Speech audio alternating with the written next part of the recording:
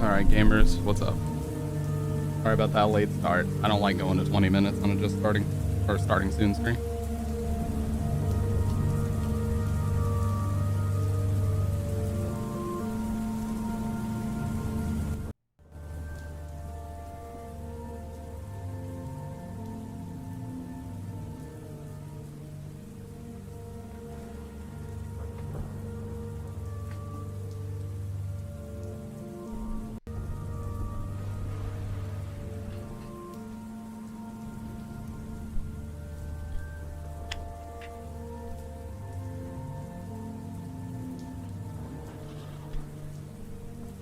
Oh.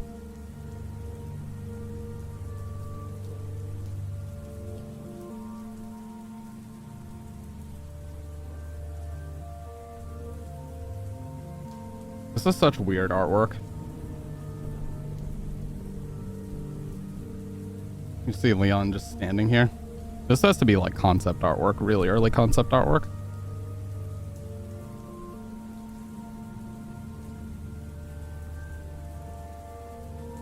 Well, we could continue Japanese Metal Gear Solid. That actually sounds pretty fun. We don't have to continue Evil Within Akumu tonight because I would like to keep my sanity if at all possible. That seems like a neat little idea.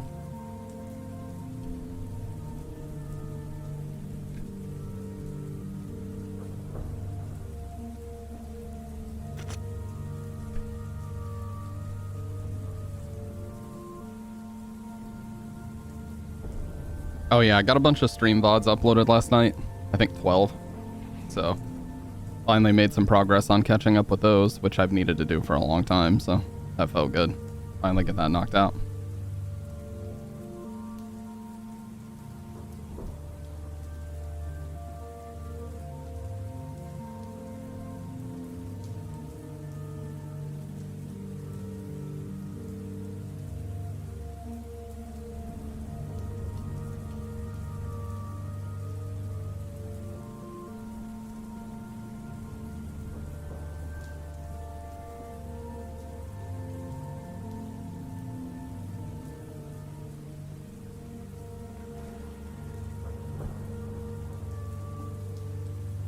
Oh yeah, there were a couple more comments on that video I was gonna look at too. Oh my god, it's at 113k views. What the fuck?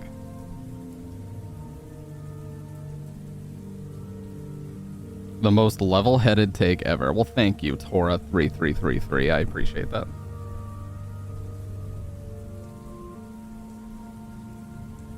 Love when people try to find some hidden lore in games, but it's absurd when they try to argue that creators of the game, even when they already say no. Yeah. TBH, the best people to remake games are the fans. Ooh, no. No, no, no, no, no. That is not true. Remember what happened, you know, late 2000s, early 2010s, where everybody involved in the making of Silent Hill at that time, arguably, well, not arguably, absolutely, definitively the shittiest Silent Hill games, kept saying how big of fans they are. You know, just because you're a fan, it doesn't give you, like, authority to make your own game. In fact, I would argue that that's not the right way to do it ever.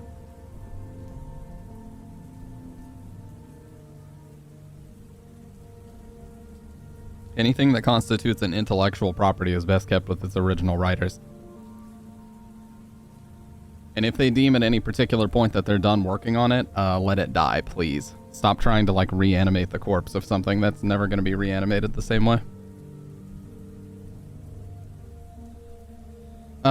Anyways.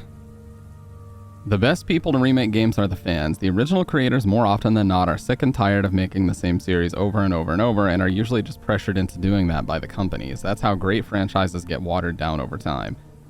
While that's true, you know, a lot of Team Silent did say that they wanted Silent Hill to be over after 3. So while what he's saying is not untrue, it should have been over before Silent Hill 4 even came out, if we're going to be 100% about it. New blood is always needed to keep a franchise fresh over time, so the idea that they're hiring people who wanted to work on Silent Hill to handle it sounds great to me, actually. Headcanons are fun. I mean, yeah, well... There are a lot of things that are fun. That doesn't mean we should be doing them. Drugs are fun. That doesn't mean I should be doing them. I mean, that's an absurd, bit of an extreme example, but you see what I'm saying.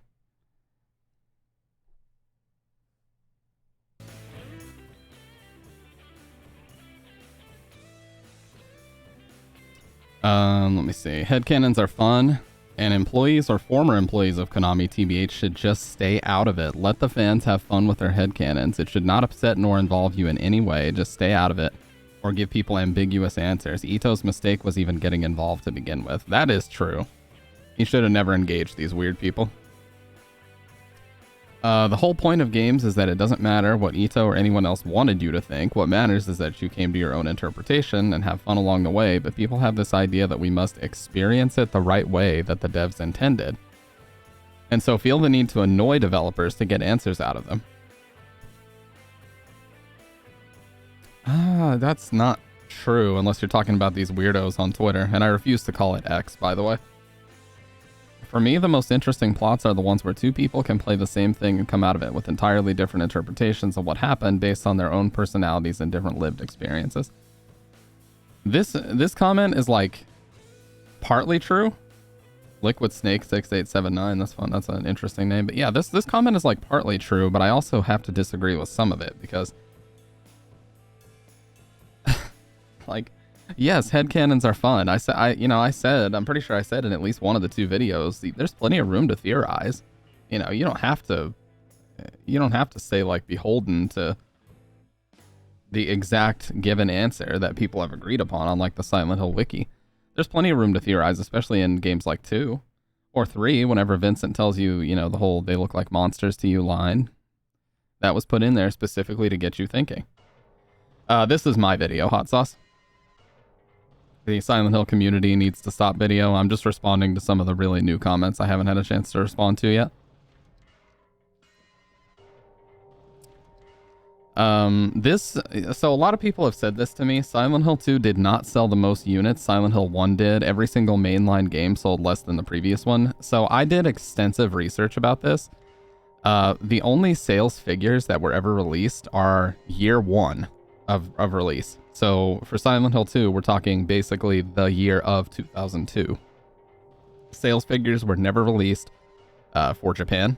They were never released for Europe, which is estimated to be about 600,000. And they were never released for the greatest hits or platinum hits editions or the director's cut. The only sales figures they ever released are Black Label PS2 in the first couple of years, plain and simple, period, end of story.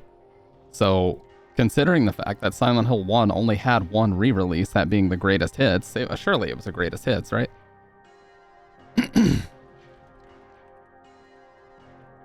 Surely Silent Hill was the greatest hits. It was, yes. So Silent Hill 1 got a greatest hits re-release, but that's it. Silent Hill 2 got PS2, Xbox, PC Director's Cut, PS2 greatest hits, before, Xbox Platinum hits, and Japanese versions of all these. So that's at least 8 European versions of all these, another 4. So we're talking about 12 re-releases.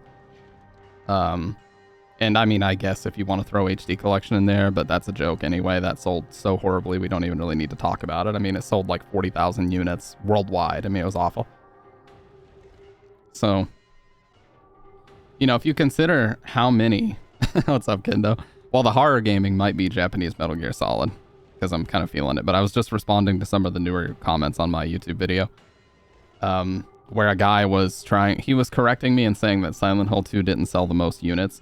If you were to look this up, you would find this information, but a lot of the digging I did showed that they only talked about the Black Label PS2 release. They never talked about any of the re-releases or different regions of Silent Hill 2, and it actually sold really well in Europe. So those sales figures need to be considered. So across all regions and across all platforms, it's really tough to imagine that it didn't sell better than 1 at that point. A few people have fact-checked me on that too, and that's okay. Because I didn't clarify in the video. I should have clarified. Even pirated copies should be counted. Well, it's not even like I would have a really tough time believing that the original version and the Platinum Hits version, or original and greatest hits version of Silent Hill 1 would have outsold 3 different releases of Silent Hill 2, and then the Greatest Hits that has the Maria sub-story, Platinum Hits, which also has Maria sub-story, Restless Dreams is what it's called on Xbox, and then the PC Director's Cut. So I would have and across all regions, I don't know. We need the actual numbers, but I think if anybody were to look at that, you could just naturally assume with the way that Konami has skewed everything to be more like Silent Hill 2. In my mind, why would they do that unless it was the bestseller? You know what I mean? If Silent Hill 1 was truly the bestseller, why wouldn't they skew everything to be more like 1? Doesn't make any sense. Right, it is available digitally. That's a great point. It is on. That's how I play it. It's digitally on PS3. That is a good point. Somebody just commented and said cry about it. It's right behind the camera, so you can't see it right now. Let me grab some tissues. Oh, look at this. Cry about it.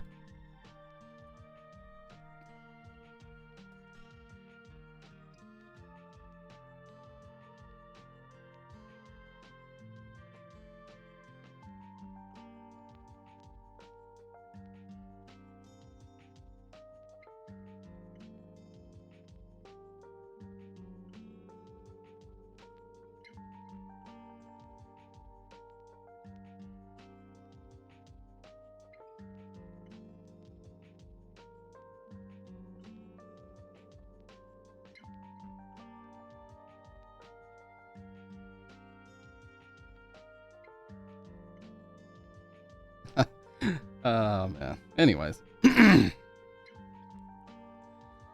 Silent Hill 1 was available for digital for a while, if I remember correctly, which may contribute...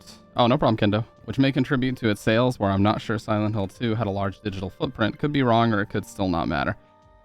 No, I remember Metal Gear Solid and Silent Hill being a couple of the first, like, big digital games on PS3, like the classics that a lot of people wanted to download, and I think they were also classics on PSP. Which would mean Vita. So yeah, that's a good thing to consider. I actually wasn't even thinking about that, as the digital sales may be really, really good for Silent Hill 1. It just doesn't seem to be a very talked about game. That's for sure. It definitely seems like 2 is 80% of the conversation anytime people talk about this series.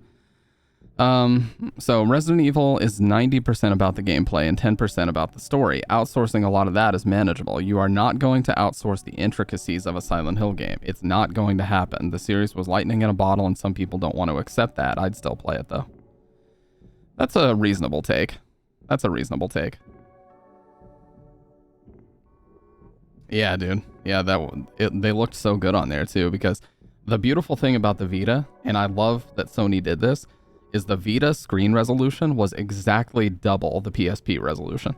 So the PSP resolution was 480 by 272, and the Vita resolution was 544p.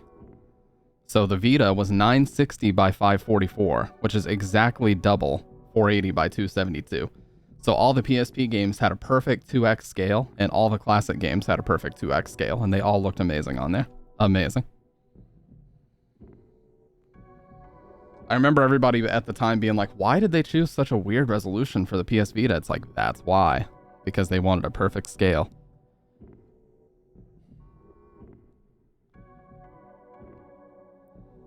Like 720p would have been nice, but it wouldn't have been a perfect scale. You know, like you wouldn't have been able to get the 4:3. It would have been stretched and shit. By the way, I love the PS Vita, man. I think it was such an underrated system. I wish Sony supported it more in the US. I really do. I loved the shit out of that system. I had a white Assassin's Creed bundle. The original OLED model, the white Assassin's Creed bundle. The only issue I had with the screen is that it didn't get very bright. Like, even at the brightest setting, it was still fairly dark because of the OLED technology, so that's one thing that bothered me about it. And then when they came out with the 2.0 version, those screens were quite a bit brighter, but they weren't OLED anymore. So you lost the main draw of that screen. But yeah. What's the new PS Portable? There's a new PS Portable? I didn't even know that. I'll keep it 100. I did not know that. Just a PS5 Stream Deck? Or Steam Deck?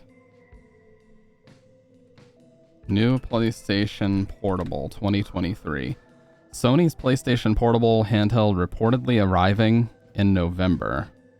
Okay, yeah, so it is the rumors claim that it is an 8-inch device that will have the controls and analog sticks of a PS5 controller and will similarly resemble a Nintendo Switch controller. So it's called Project Q, and it has DualSense-like controllers. So yeah, basically what you were saying. So Project Q, it's basically a Switch or a Steam Deck of some kind where it's got the DualSense controller. Now this is what handhelds should have been doing for a long time, if we're going to be honest. Like, the PSP and the PS Vita had great controls, but when your analog sticks started to go on the Vita, you were just fucked. Like, they need to come up with a system where you can replace these analog sticks easily. You know? Or maybe just disconnect these and slide new ones on. That looks like what they're going to go with here.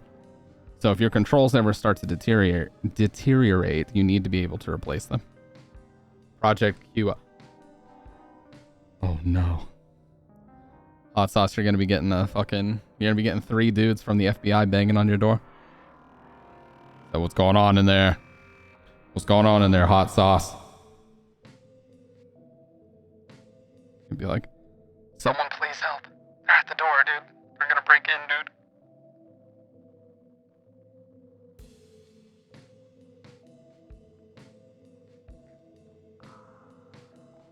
I never get a chance to use my I'm on the phone voice effect. Oh yeah, have you played Silent Hill 4? I've also got a... Joseph Schreiber. Obey the Crimson Tome. Kill. You must kill.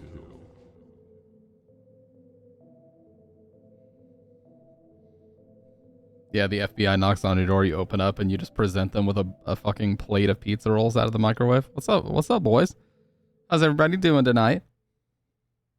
You just have like your apron on and shit, the nicest guy ever.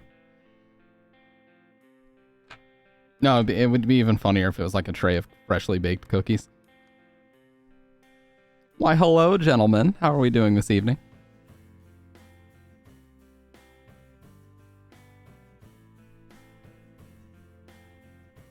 I'm so stupid. Anyways, back to the actual point of this, which is the comments.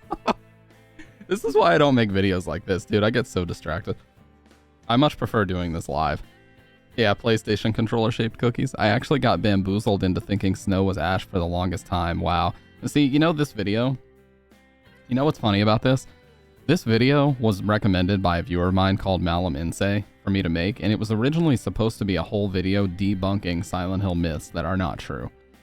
So, I actually did get a chance to debunk some of the biggest myths, but that didn't end up being the point of the video. It ended up being more a conversation about the community once I saw all those tweets.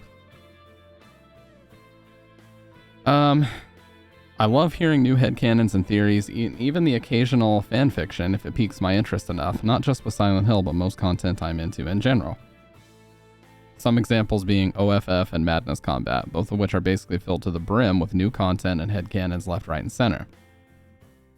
But Silent Hill is certainly one of those communities where I sit back, relax, and enjoy or don't enjoy what I want to without paying too much attention to the wiki, or any other Silent Hill-based communities such as Discord servers or anything of that sort. Or at least the ones that are extremely active and full of people. Personally, I'm just waiting for the Silent Hill 2 remake to come out before forming any opinions on it. Just the trailer is out, so nobody except for the team working on the game has any clue what it'll be like or if any changes have come to scenes since the initial trailer drop. Until then, I'm going back to listening to the SH4 OST on Spotify. That's a great comment. Hey, what's up, Dr. Red? I'm just responding to some of the newer comments on my YouTube video, because I haven't done this in like 3 weeks now. Ash and just the whole movie canon taking over the games, true. Dr. Red, what was up with all the like Looney Tunes sounds in that though? Am I just out of the loop? Is that just how One Piece is? I might just be out of the loop. That's the point. Oh, okay. Okay. See, I was just out of the loop. I didn't know. For me, the series will always begin and end with the first 3 games. Those I'm a super fan of. I played the 4th once out of loyalty to Team Silent, never touched the Western games, and I won't be playing the new ones. I mean, that's fair. That's a fair take. Gear 5 was inspired by Tom and Jerry. I like how you just agreed with yourself. I used to love fan theories about games, movies, TV shows, anything, but people ruined the fun by taking things way too seriously and acting like their headcanon is fact. One recent example I can think of is the Mephisto theory. While WandaVision was airing, they were wrong and started acting like the whole show was terrible. I know nothing about that. I also worry how Konami is going to fuck up the Snake Eater remake. While a tiny part of me is excited to see one of my favorite franchises back, I'm still being realistic about it, especially as there's no involvement from Hideo Kojima. Remember the fiasco that led to his departure? You know what? I actually would love to make a video about that. It's like the breakdown of the relationship between Konami and Kojima. That would be a fun video to make. The sound may be the only thing I like about SH4, not trying to be disrespectful. No, that's fine. I think Silent Hill 4 is a tough to digest game on the outset because it does so many things differently, and it purposefully went in a completely different direction in terms of gameplay, combat, inventory management, map usage, that type of thing than the previous games. And so it actually is pretty polarizing in the community. It's a very love or hate type game. You know, me personally, I love it. But when people tell me they don't like it, they usually have some legitimate, valid reasoning as to why. And I can't invalidate them because that's their own opinion. I can just tell them they're wrong and call them a pinhead on stream. Just kidding, I would not do that. Call them a pinhead on stream live in front of you guys. I love how you stated letting good things die isn't necessarily a bad thing. As hard as it is to accept, it's just the right thing to do sometimes. Also, just out of curiosity, what do you think about Silent Hill's cancellation, and how do you think it would have impacted the franchise? I'm actually going to respond to this guy.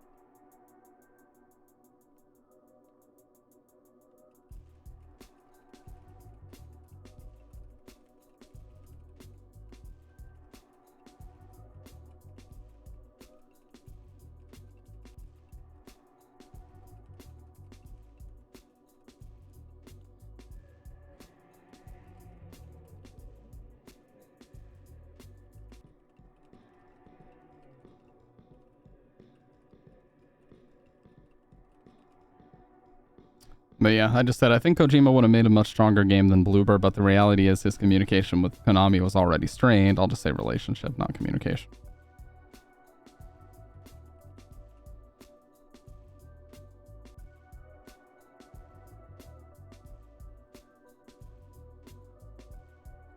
The fact the Silent Hill community was built on theories and stuff, when the Silent Hill story is fairly simple, it just does something that many don't use. Subtlety in storytelling, that's all it is. Some things are left to the viewer's thoughts or just flat out not blatant. So no, a bag of chips has no importance. Yeah, you know, it really speaks to when a community goes too far with theorizing. Yeah, and I mean, he even said, like, I don't know if you guys have seen this, Kojima has said on record that developing Metal Gear Solid 4 was one of the worst times of his professional life. Because it was so difficult. They had to, like, fly in engineers from Sony headquarters to help them develop that game and get the frame rate up to acceptable levels in certain parts. Like, they basically had to fly in people who actually created the architecture for the PS3 to help them make that. And he just said he hated it. He hated how expensive it was, how long and arduous the development cycle was. He hated it.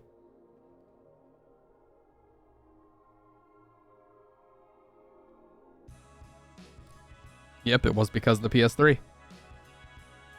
Notoriously difficult to work with because they built it on an IBM PowerPC architecture instead of like x86 or something.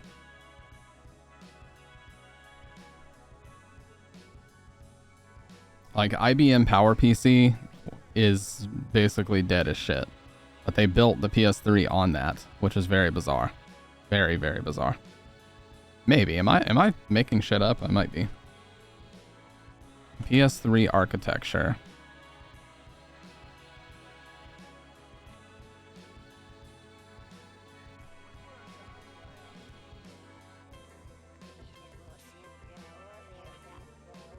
No, it was PowerPC. Yeah, the Cell broadband engine designed for IBM for supercomputing and scientific simulation. So it was a PowerPC architecture.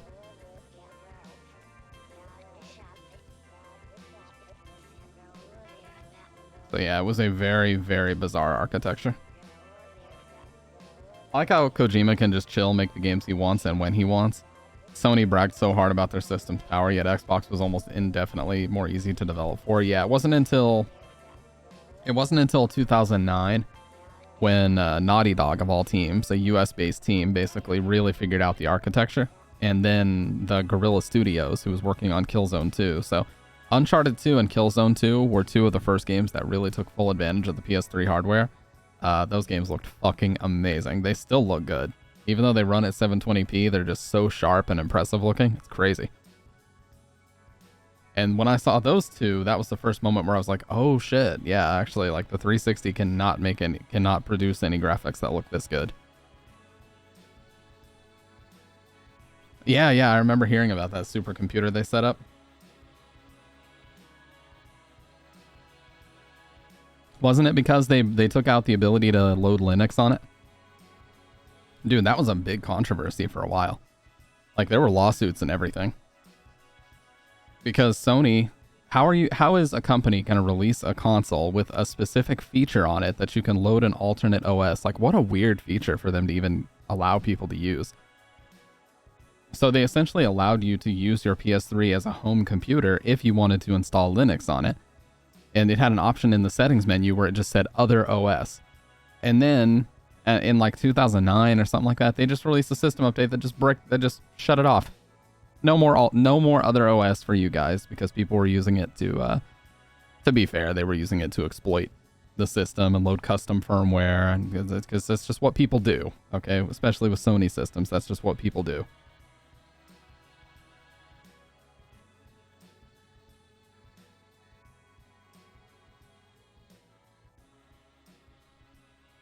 Dude, I knew this kid in school who was 100% shameless about the fact that him and his family pirated consoles, and they would put mod chips and stuff.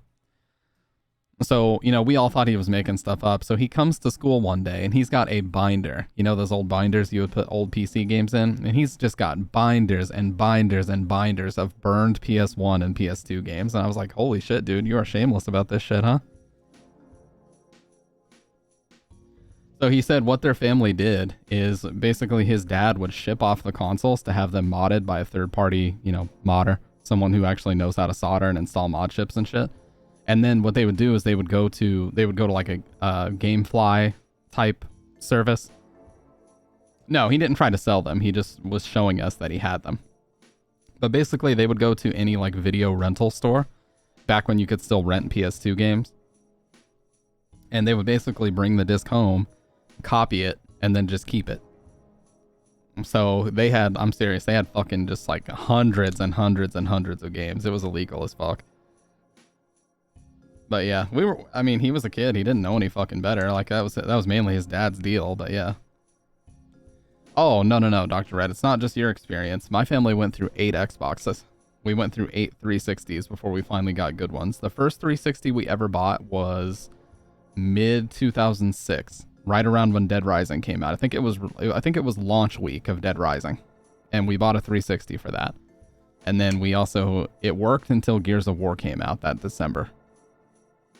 I believe Gears of War came out in December, so it worked until then, and then it red ringed because the launch in 2006 360s were the ones that had like a 50% failure rate. So it failed. It was under warranty, so we send it in. They fix it, send it back, and then it works for like a month or two, and then it would red ring again, and that just kept on repeating and repeating and repeating. Basically until about 2009 or so. And then they came out with what they called the Jasper motherboard, which was a new board design that allowed for more efficient cooling, and they also used better solder balls on the actual CPU and GPU. Because let me just talk about this really quick. There's 3 ways that you can mount a CPU. There is PGA, there's LGA, and there's BGA. So PGA is in my opinion, the best because it's just a bunch of pins on the CPU. They slot into a socket. You press down the lever and it locks it into place. That's how AMD CPUs socket. Soon that's supposed to be changing. Intel CPUs, they have all the pins on the motherboard, and the CPU just has a bunch of contact pins on it. Now, for the PS3 and the 360, they didn't have the money to make all those pins because they were manufacturing literally millions of these things. They did not have the money to do that. So what they did is they went with BGA, which is, instead of contact pads or pins, it's just a bunch of solder balls. And as you know, when solder gets hot, it melts. So the systems were not being cooled efficiently, and that's also the reason for the yellow light of death, by the way, on the PS3. So the systems were not being cooled efficiently, and the solder balls would heat up. They would eventually melt and crack, and just the heating up and cooling down so frequently, the chips would eventually become unsocketed. And that's why you started to see all these weird graphical artifacts on screen, because primarily on the 360, the GPU was the issue, not the CPU. Now, like Hot Sauce is saying, if you know how to what they call reball a system, you can fix it. And, you don't even have to do that. You can do what's called a reflow, where you basically direct a heat gun at the problem area. It will melt all of the solder, and then you just let it cool, and then all the solder will reflow itself. So that was one of the most common fixes. Or the towel trick. You guys want to know the stupidest fix ever was the towel trick. Basically, the towel trick was you wrap your console in a bunch of towels and you basically let it melt itself and hope that it melts itself in such a way that the CPU the GPU gets remounted properly. It was so dumb.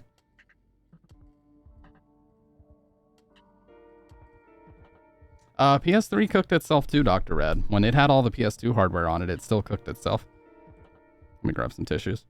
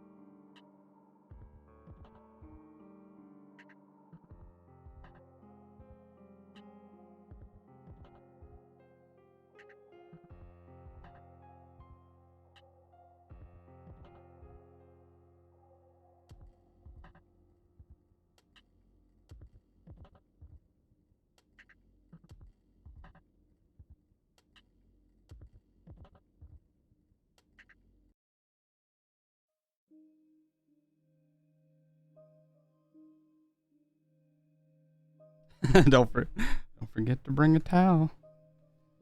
But yeah, did you guys know? I mean, you guys seem to know a lot about it. You probably know more than I do. But the PS3 was actually originally planned to have 2 Ethernet ports and 2 HDMI ports on it. And it would have cost Sony almost $900 to manufacture each one. It was going to be fucking insane, dude. Insane.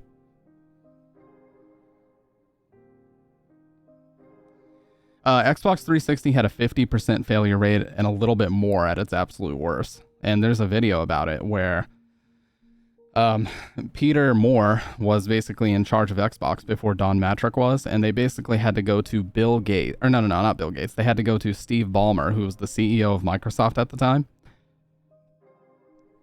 And they basically had to tell him, hey, fixing this or extending everybody's warranty is going to cost us like $1.1 billion. Is that cool with you? Jesus, man, imagine going to your boss, even with a rich company like Microsoft, and telling them that you cost them $1 billion. Like, that's fucking billion with a B. Even Microsoft can't scoff at that amount of money. That is huge.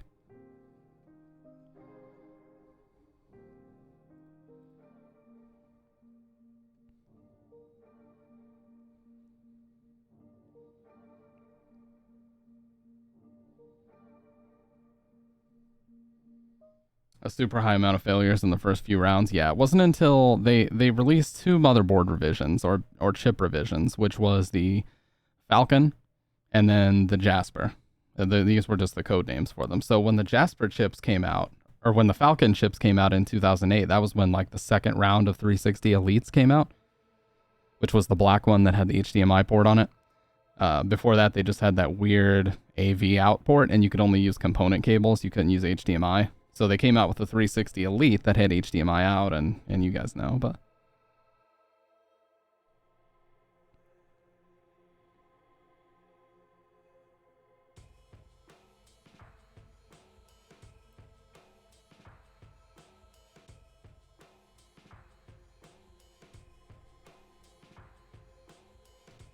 I remember when 360 and stuff was the new shit. So much nostalgia. I know, man. I kind of miss those days, but at the same time, you know, I wouldn't trade it for what we got now.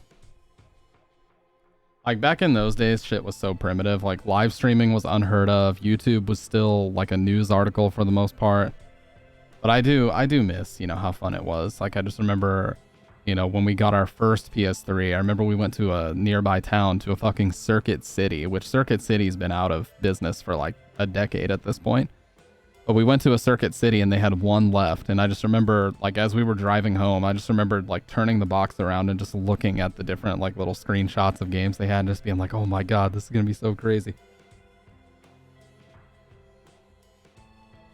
Didn't get a 360 until years after the fact, not to mention a PS3. I never liked the 3 Vita UI. Oh, you mean the cross-media bar where it's just the straight bar of, you know, settings, movies, music. Yeah, it's really, really simplified. I like the UI of the PS4 the best. Yeah, even 5 I don't think is as good as the 4. I think PS4 is the best console Sony's made since 2, for sure. I very much struggle to put any console they've ever made above the PS2, and I don't think I'll ever be able to do that, but 4 was getting pretty close. 4 was great.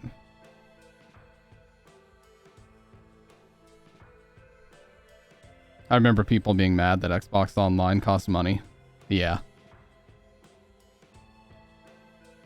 PS4 UI menu sucks. It's laggy and weird. Maybe mine got stolen before it got shitty. But yeah. Because when I had mine, it was fine. But my PS4 got stolen by some hoodlums that broke into my apartment when I wasn't home one day. So maybe they stole it before it got shitty.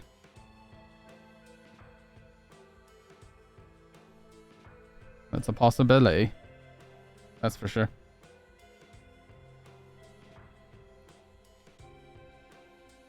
I think 4 would have been awesome if it had better build quality and no DRM. I think the PS4 Pro had the biggest build quality issues, and that's because that's what comes with increased heat load. If you guys look at like a teardown of the PS4, it's really interesting because their design philosophy seemed to be to make the cooling aspect of it as small and efficient as possible. But the problem is you need better cooling. Otherwise, you're going to run into that meme, which is that all the fans would spin up and they sounded like a fucking jet engine. That was the meme. Like, if PS4 so much as taps the floor, you have a heart attack because chances are it's gone. No DRM. It's not the world we live in anymore. Yep. I was talking about this just the other day, dude. I go to play... So I'm a fan of DMC Devil May Cry. You know, I am. I like it. I go to play this game because I like it. And... I load up my PS3, I go to the game, which I purchased for full price back in 2013 when it first came out. I purchased it full price on PS3. And I go to launch it, and it says the time limit for this content has expired. There was a 10-year time limit that I didn't even know about. So as of January 2023, that version that I have fully downloaded and all the data's on my hard drive is completely inaccessible. And I was forced to buy a disc because that was the only way I could still access my 100% completion save. Bullshit. Absolutely fucking bullshit.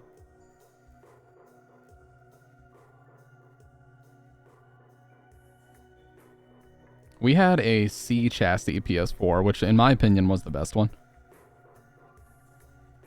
The C chassis PS4 was the matte black one. Basically, it was the revision that came out right after the first one. So this is the C chassis. We had this one. This one had some issues with like reading discs, like the disc tray wasn't properly mounted, and a few of these, the ribbon cables weren't fully connected. These were really, really good. These are really, really good.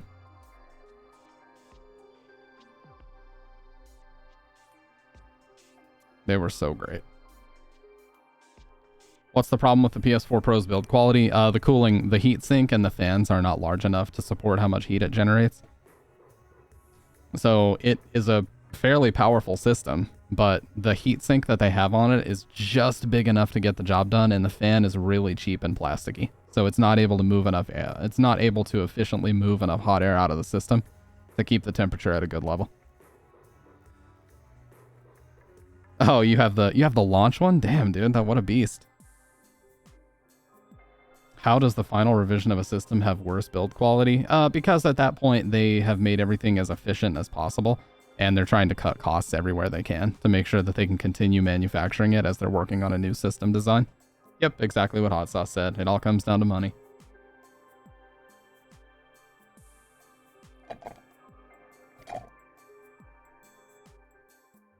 Yep, I've done that before, Hot Sauce. The easiest console to take apart in human history is the Xbox One. I mean, seriously, it's so fucking easy. I'll show you.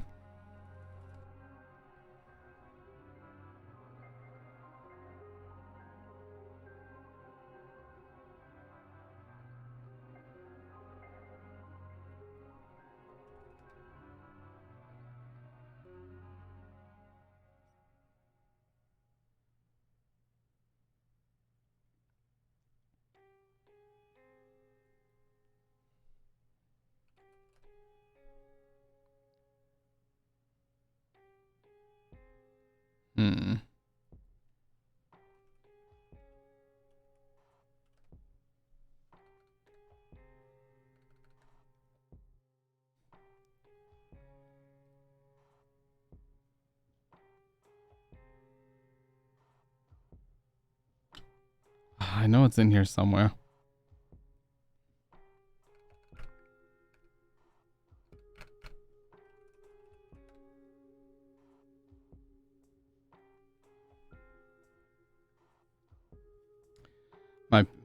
You've taken it apart a few times. I know it's in here, dude, but basically, my friend gave me a launch Xbox One.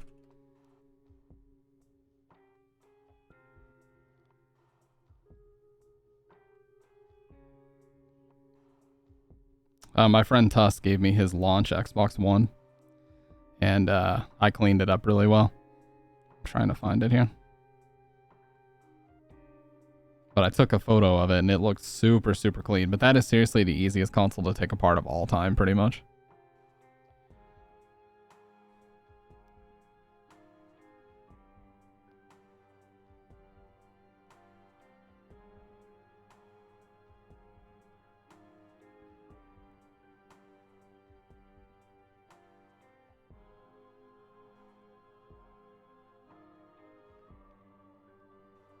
Is it bad that I don't care much about PS5? I don't care much about PS5 either, dude. I'll tell you the truth. I really don't. PS5 just kind of exists, but it's not something that I have like any sense of urgency whatsoever to actually get a hold of. I'll be honest.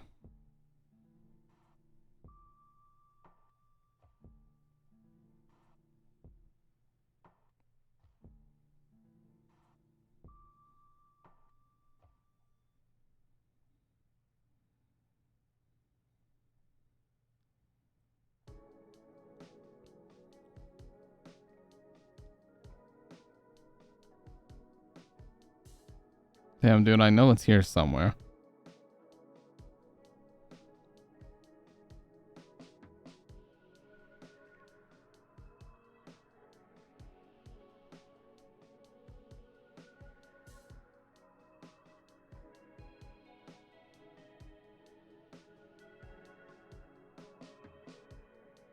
It belonged to a friend, and he left it when he moved out as a part of a deal we had. I'm just kind of lucky. I'm actually playing Cyberpunk on it, which should honestly not be an option. Yeah, I've heard that was the main cause of all the controversy behind that game, was how awful those ports were.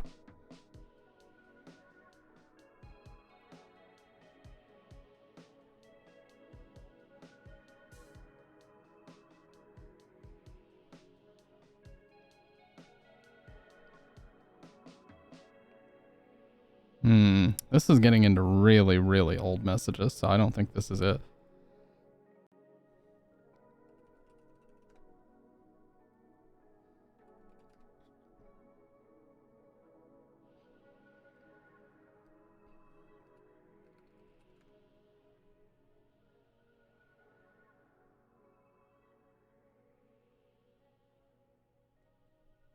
Damn it, dude. I don't know where else I posted this, really. Anyways, it's not even that important, but it's basically just a picture I took of me taking apart the Xbox One and cleaning it. It's super, super easy. Basically, everything about the case of the original, like, VCR-style Xbox One, you just put in what's called a spudger tool, which is just a really thin, rigid plastic tool that's meant to pry things apart. You pry the whole case apart, you unscrew a couple things, and basically all the rest of it's just Phillips head screws. It's really, really easy. You just have to remember the right order to plug things back in. Same as bad as ass in Creed Unity. Oh yeah, Unity had a really awful reputation. Deservedly. I saw a video of how bad that shit was. It was awful. It was horrible.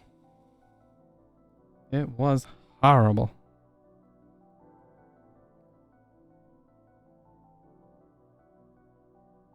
Oh yeah, have you guys ever seen this? This is a photo of my stream setup. Roughly what I'm looking at whenever I stream. I don't know if you guys have ever seen this. Excuse the desk being a little bit dusty. It's not actually like this, and I've cleaned it since. But this is what I am actually looking at for the most part when I stream. And back then I had blue backlighting. And I'm not using a Death Adder anymore. But yeah. That's roughly what I'm looking at whenever I stream. And then this is the audio setup. So it's a Go XLR connected to a Roland Bridgecast.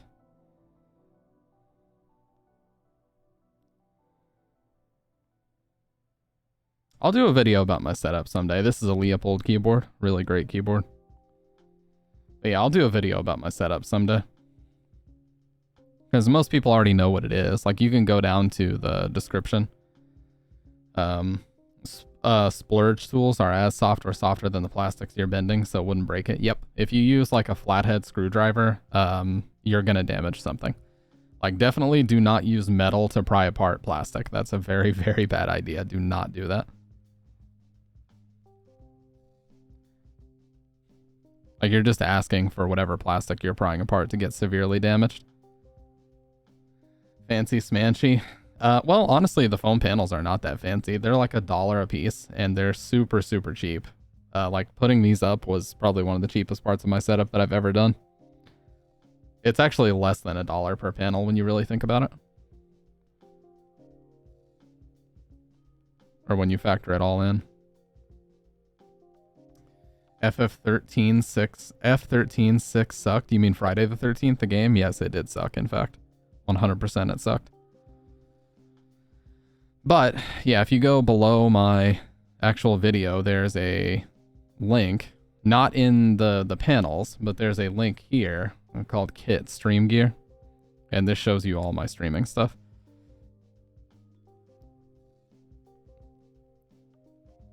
So if you were ever curious about anything that I'm using, you can just click on that. I'm not using this keyboard right now, but I'm using a Varmillo, but yeah. Outside of that, it's all accurate.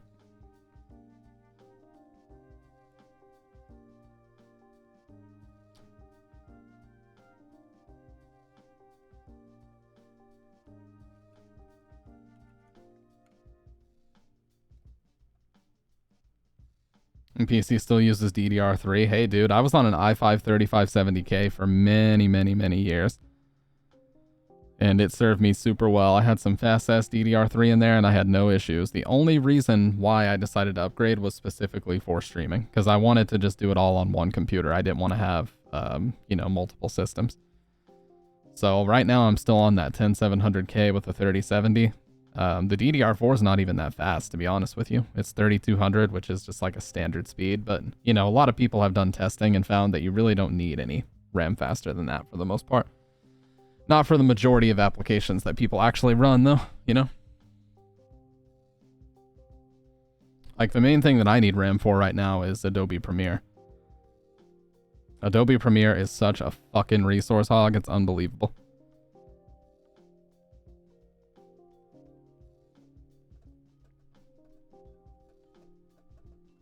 Oh, I can't upgrade to Windows 11 either. There's some kind of BIOS setting that my motherboard doesn't support, so I can't update to Windows 11 either.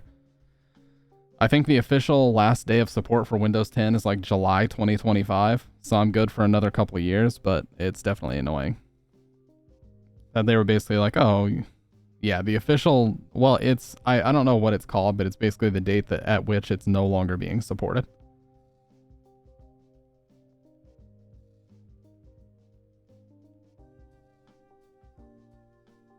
I do have 32 gigs of RAM. Yeah. Yeah, 32 is actually the sweet spot. Now, I remember for the longest time, everybody was like, oh, 16 gigs if you're just playing games, and that's all you need. Nah, man, nowadays you actually need 32. Yeah, it's still usable, but it'll be unsupported, which means it'll immediately get flooded with, like, malware and shit. Because hackers are diligent, and they work very, very fast. So, the only way for you to be ahead of that is to be faster than the hackers. It's not easy.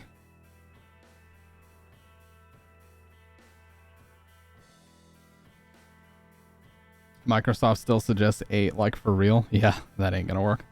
That's all.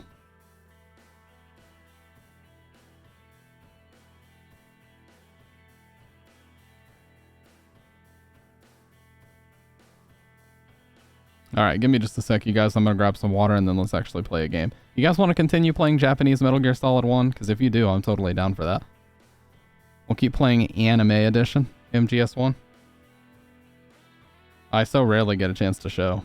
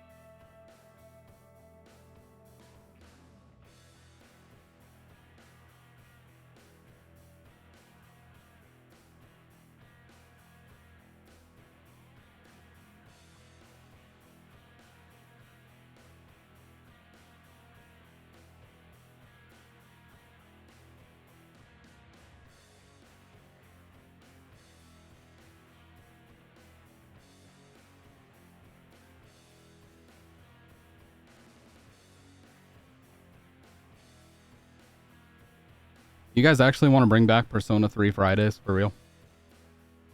Because we can 100% do that.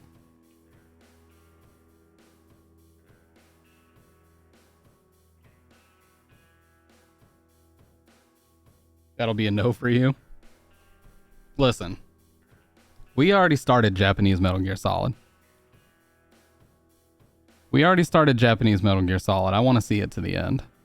At the very least. Then we can do such things. Because remember, we also still have to, well, listen. I did already start Persona 3, I know, but that's so out of the scope of what I usually play.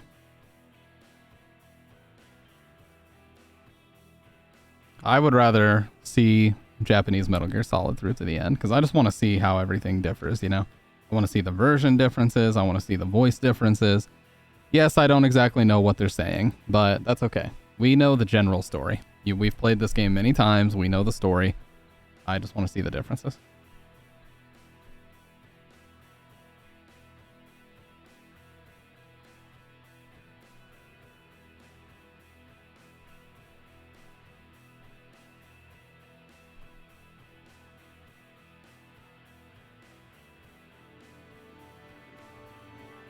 What if we don't know where to go to because Japan? Well, I know where to go in the game. Like, I'd be very surprised if I didn't. Let's also not skip any more cutscenes.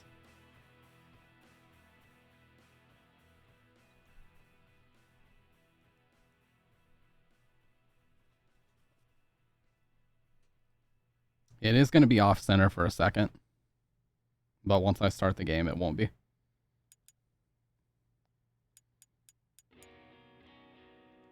He's going to go, camera.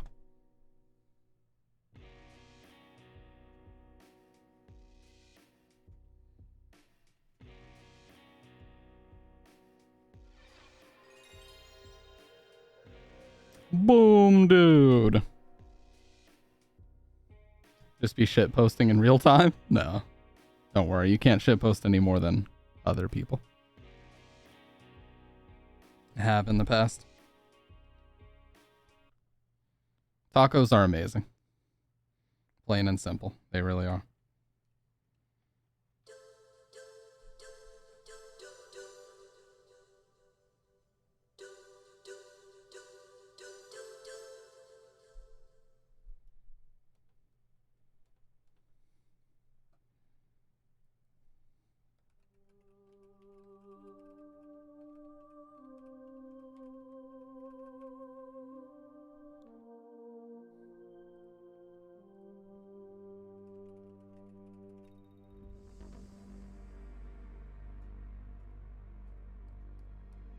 This is a mature rated video game? Wow. Well, you guys just be aware. This is a mature rated video game. If you're not mature, get out. Hot dogs being German tacos? I reject that because a taco has to have a tortilla and a bun is not a tortilla. I reject that notion, okay?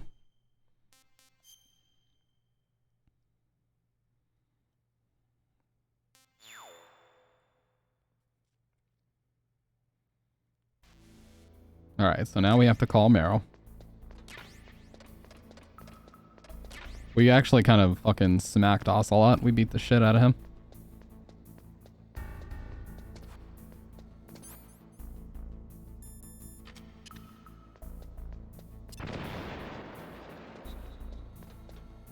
Oh shit.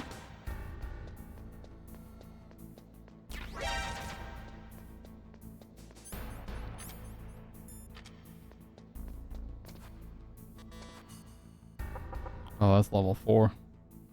There's a ration down here, though. Oh.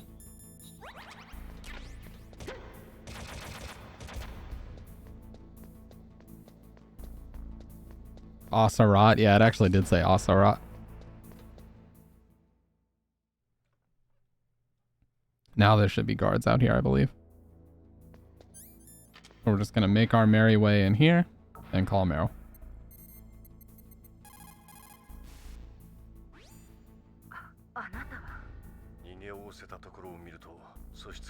Oh my god, his voice is awesome, dude. Yeah, it's still Snake. To my understanding, all the names are the same.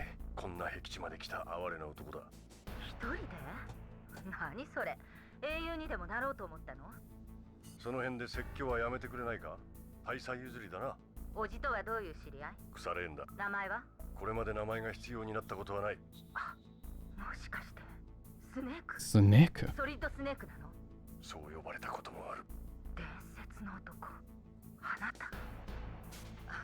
These voices may awaken something in you. Do you mean your inner weeb? Are they going to awaken your inner weeb? They already did that to me.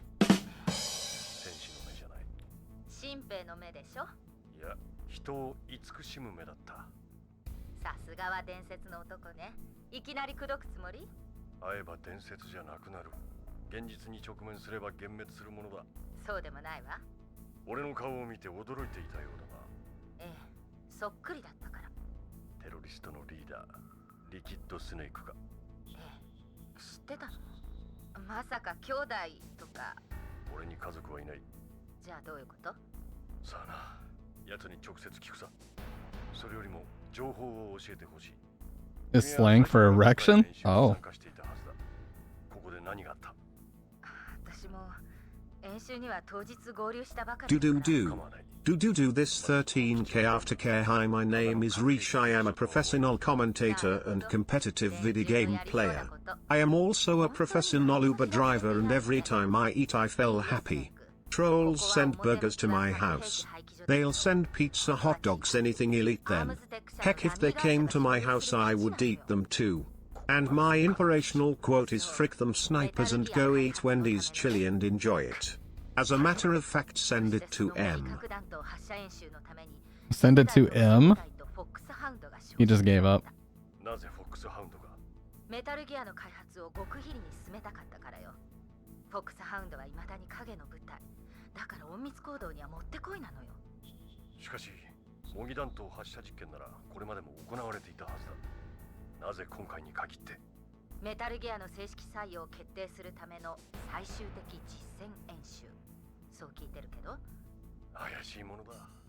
それでテロリストの目的はごめんなさい。放棄の後すぐにベーカー社長と一緒に捕まってしまったから。そっか。その時牢獄でベイカーから起爆コード解除の鍵を預かってるだろう。ええ、大事にしてるわ。奴らによく奪われなかったもんだ。女は男と違って引き出しをいくつも持ってるの。ベーカー社長と会ったのね。保護したの？いや、彼は死んだ。心臓発作だった。ダーパ局長。Yeah, dude, this cast is awesome. 局長も心臓発作で。彼らには何か持病が？いえ、聞いたことないわ。二人続けてとなれば偶然とは思えん。きっと何がある。そうね。でも心当たりはないわ。そうか。メタルギアの開発者を知っているか？エメリッヒ博士のこと？そうだ。I'd like to play MGS2 like this too. Just for something different, you know? We've all heard the North American versions a million times. 地下2階だな。ええ。彼の研究室があるらしいの。そこで各発射のプログラムを強いられてると思うわ。それが終わるまでは生かしておくつもりだな。準備作業が終わるまでに何とかしないと。起爆コードの解除が間に合わなかった時のためにメタルギアの破壊方法を聞いておかなければならない。破壊ってスネーク、あなたあれとやり合うつもり？別に今回が初めてじゃない。Oh yeah, the US version is excellent too. Definitely not taking anything away from it. エレベーターの横に北への運搬口がある。そこの扉のセキュリティレベルは5よ。大丈夫。Security level 5. 5を持ってるから。分かった。俺はこれから博士の保護に向かう。君は？私も一緒に行くわ。ダメだ。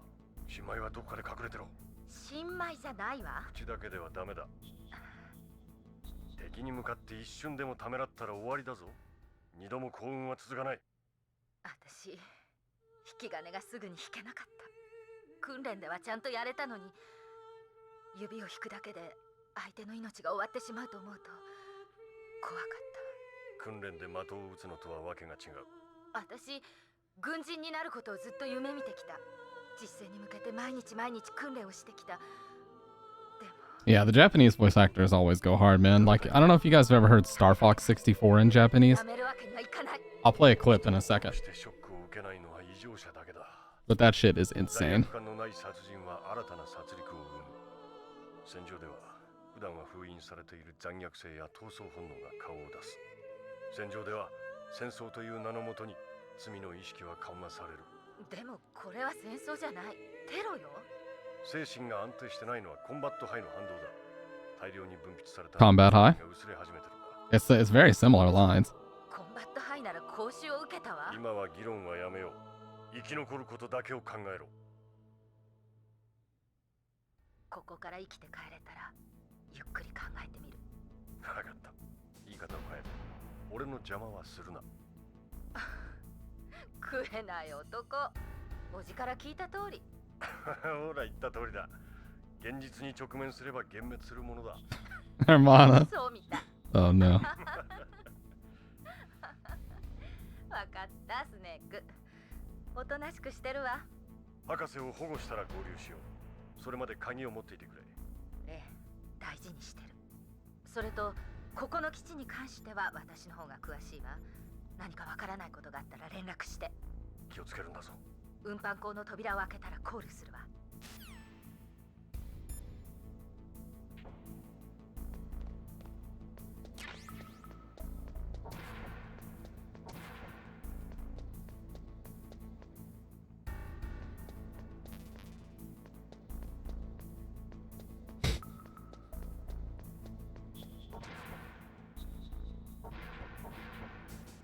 Oh yeah, this is definitely the one.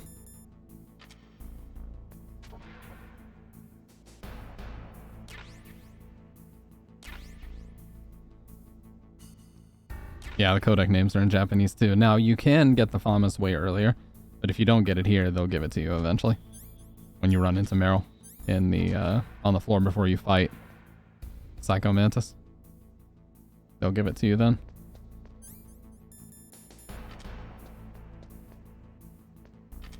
This is probably not a good idea. I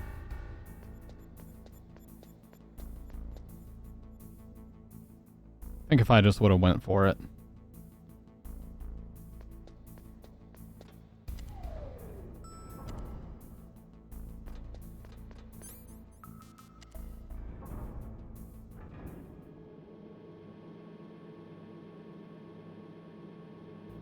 Oh yeah, I would love to do that soon. We'll just need a little bit of a break after this. Snake, 運搬口の扉のロックを解除しといたわよ。ありがとう。君はどこに？あなたの見えるところよ。Where I can see you. 派手に動くなよ。大丈夫。こっちは敵兵士の服装でカムフラージュしてるから。君の歩き方を見ればすぐにバレるぞ。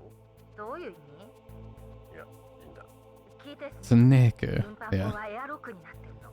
赤外線センサーが配置してあるわ。気をつけて。見つかるとガスが噴出する仕掛けになってる。ガスか。それじゃ、核弾頭保存塔で会いましょう。おいメレル待て。おとなしくしてる約束だぞ。気が変わったの。やけになるな。そういう時が一番危険だ。自分が本当にこの道を進むべきなのか。戦いの中で答えを探す。 Oh, we get to hear Vulcan Raven in a second. 死ぬぞ。じゃあ。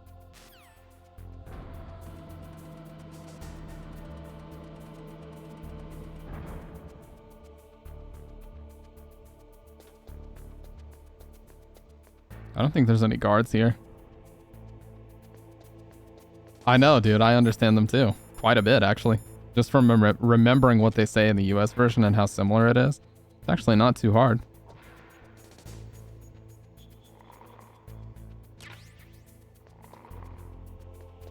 Goodbye, sir. Yeah, the translation is super accurate so far. All the same lines have been in here, which is cool to see. 気をつけてスネーク。そのエアロックには赤外線センサーが仕掛けられているわ。肉眼では見えないでしょうけど、壁から何本も赤外線が出ているのよ。それに触れると扉が閉まって毒ガスが吹き出してくる仕掛けになってるわ。そうなったら命はない。なんとかセンサーを避けて進んで。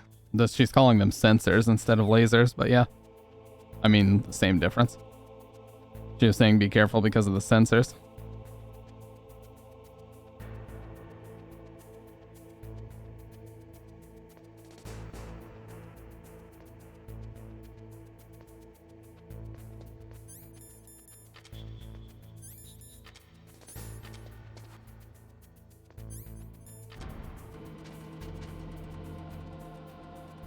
Boom. All right, now we finally get to hear some. Yeah, I want to hear how Raven sounds for sure. Oh yeah, we get Deep Throat here too.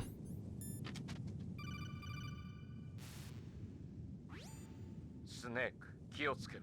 そこにはクレイモア地雷がセットされている。地雷探知機を使え。あんた誰だ？ディープスロートとでも名乗っておこう。ディープスロート？ウォーターゲートの内部告発者か。 Informant from the Watergate scandal. バースト通信ではないな。近くにいるのか？いいか。お前の前方に M1 戦車が待ち伏せしている。お前は誰だ？ファンの一人だよ。 You know, that's actually better because we know it's Gray Fox. So he actually has no modulation on his voice here. And then when you actually talk to him as Gray Fox, he has the modulation. So it actually helps you separate. The US version did the exact opposite. They gave modulation to Deep Throat and less so to Gray Fox, although he does have it on both. That's interesting.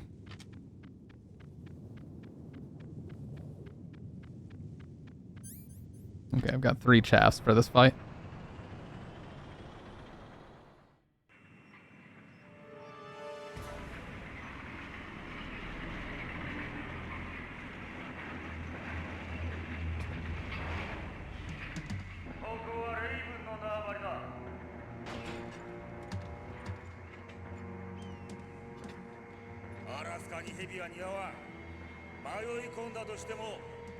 I expected it to be deeper.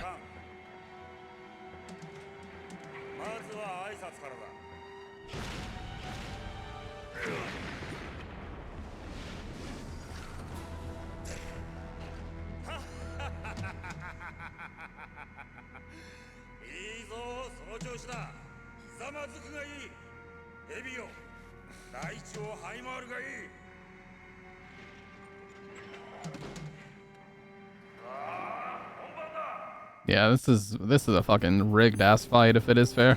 If it's supposed to be. Oh my god. Took that right to the face.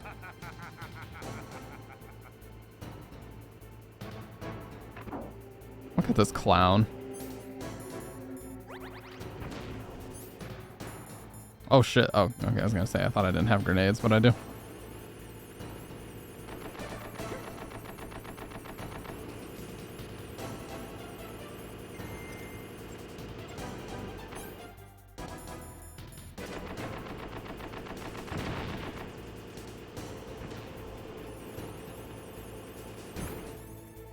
I'm gonna get run over here. Yeah, there was no way to avoid that.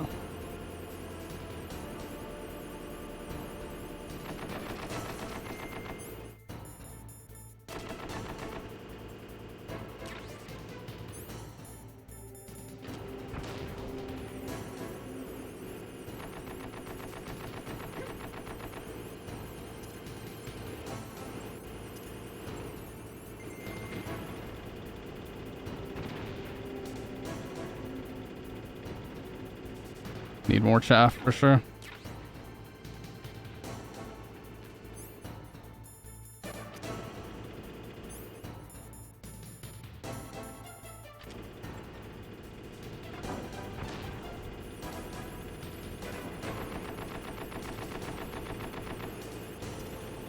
This is such a bad spot to be in. There we go. That should at least hit him. Not for much, but it did.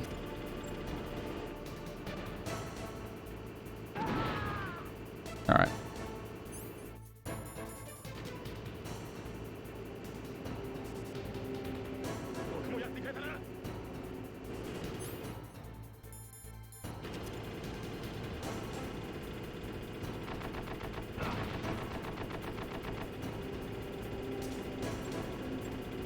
One more.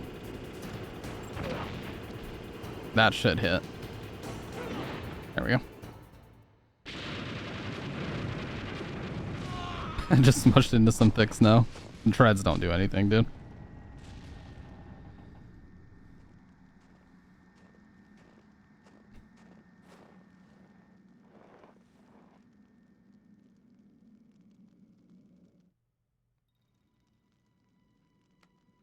I love in this that Raven is essentially just hiding inside the tank.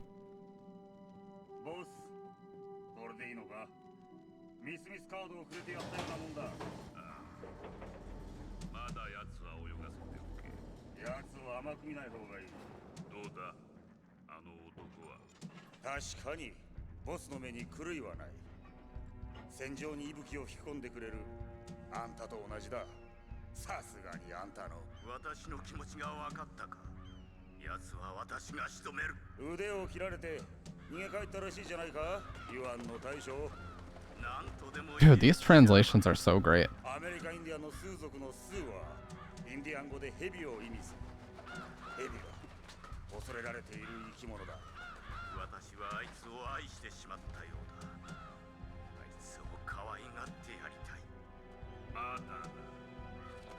Burbs.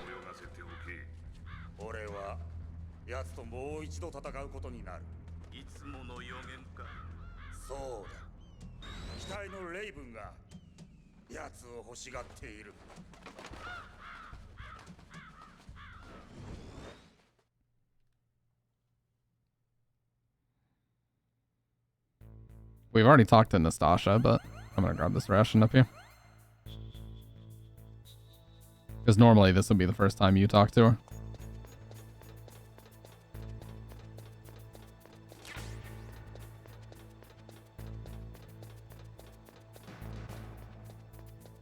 Oh yeah, I'm also gonna save. Mei Ling is one of my favorite voices in this game. It's so good.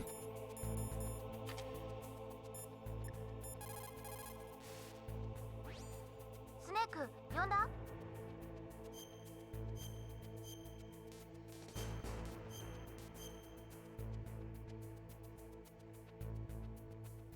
コーヒーの鳥も美食に死す。新鮮の魚も法事に死すって格言があるわ。高いところを飛んでいる鳥も美味しそうな餌を取りに降りてきたところを殺されてしまう。深い泉の底に住んでいる魚も美味しそうな餌に引っかかって釣り上げられてしまう。高潔な人でも欲をかいたら失敗しちゃうってことの例えよ。スネークもアイテムに釣られて無理しちゃダメよ。Yeah, not for the US voice. They did change it. Wasn't it originally Kim, my guest?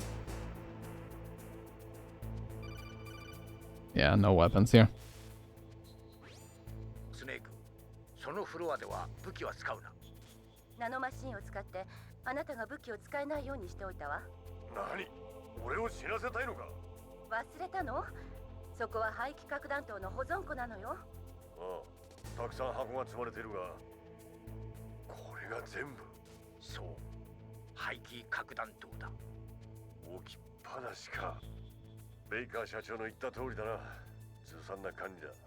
費用や人員は常に限られているからな。メディアに対しては聞こえの良い言葉で体裁を作ろっていても実情はこれだ。そのあたりのことはナスター社が詳しいはずだがな。そこに積まれてる核弾頭、起爆装置は外してあるはずだから爆発はしないと思うけど、弾頭が壊れてプルトニウムが漏れ出したら大変なことになるわ。注意しろ。そのエリアでは武器は絶対に使えない。いいな。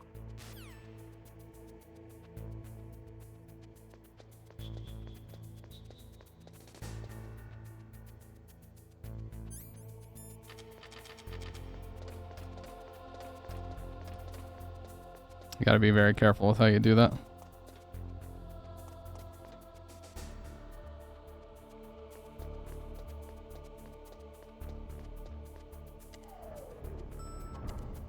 Got lucky that time.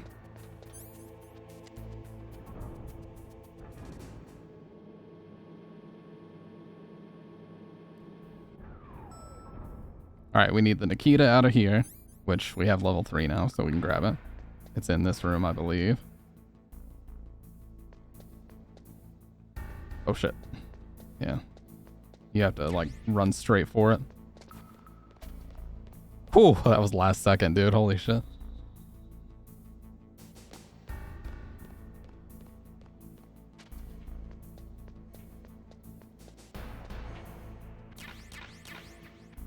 Alright.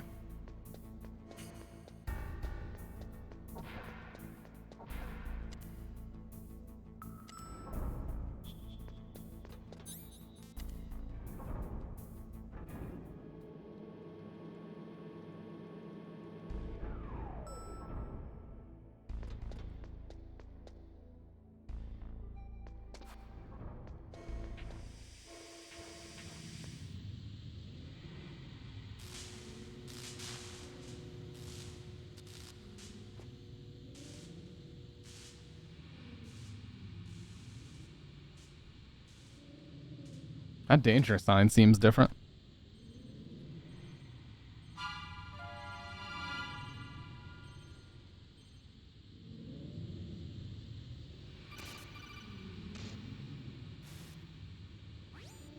Snake、気をつけろ。ガスが充満している。おまけに床には高圧電流が流されている。まず、高圧電流のスイッチを破壊するんだ。木製の壁にある配電盤のようなものだ。そこまでいけない。どうしたら？リモコンミサイルを使うんだ。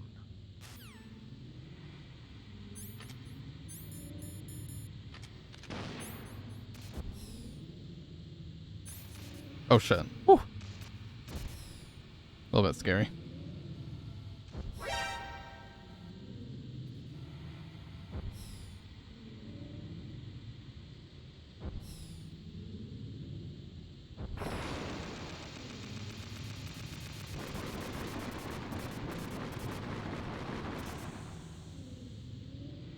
We were actually standing on it, so that shouldn't have worked, but okay.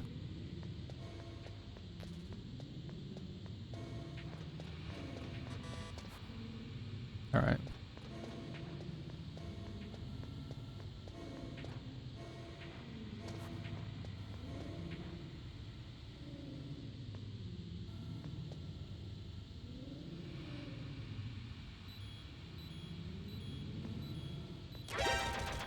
Oh, Jesus. That ain't gonna work. That was so dumb. Holy shit. Why did I do that?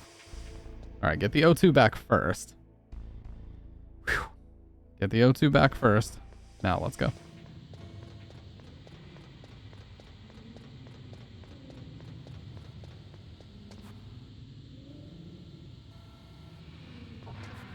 All right. This part's gonna be really cool. Oh, sorry.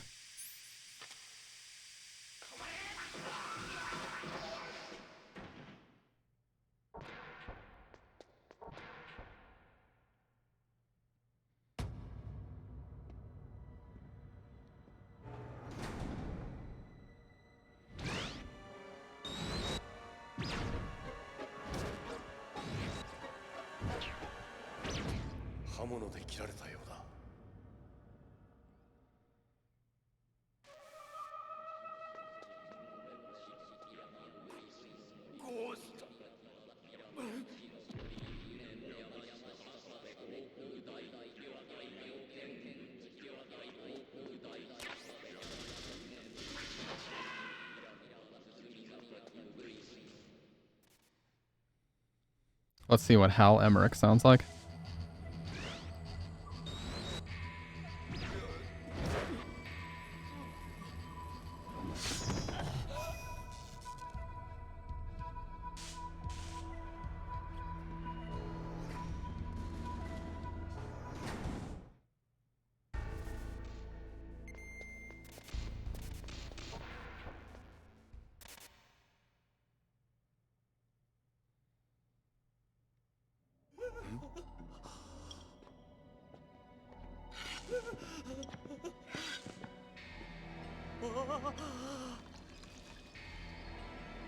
No.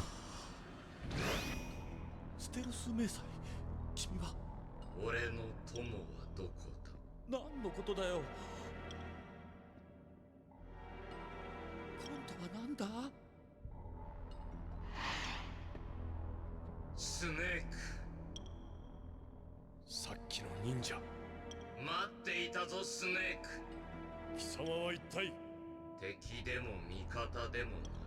そういうくだらない関係を超越した世界から帰ってきた。二人きりで勝負をつけたい。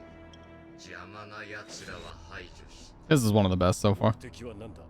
ずっと待ち望んでいた。ただお前とのひとときを楽しみたい。なんなんだよこいつら。これじゃまるでアニメじゃないか。決着をつけるためにあの世から戻ってきた。恨みか。そんな陳腐な感情ではない。お前との生死をかけた戦い。そこにのみ快楽がある。お前を殺すこと。お前に殺されること。どちらも同じだ。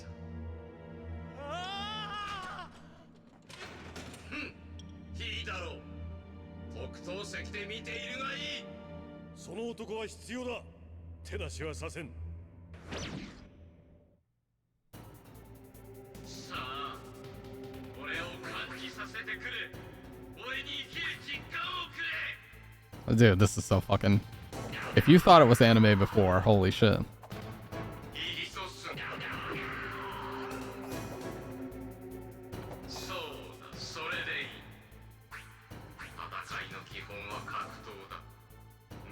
装備に頼ってはいけない。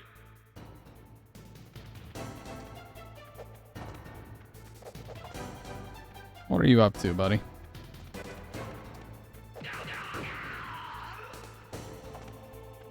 Oh, that's faster. He doesn't stay frozen in the air like he does in the US version.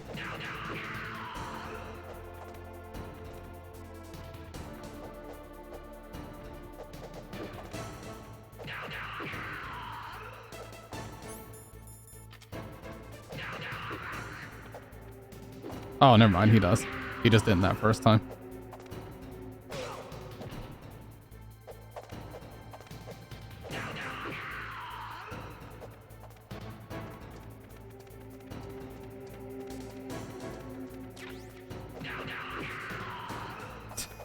Got him.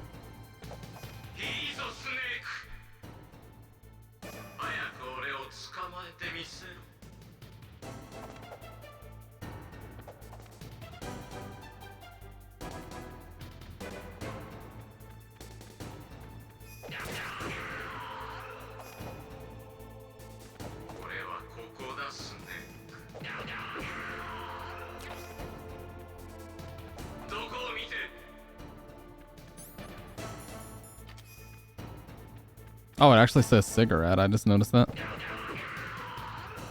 Just cigarette.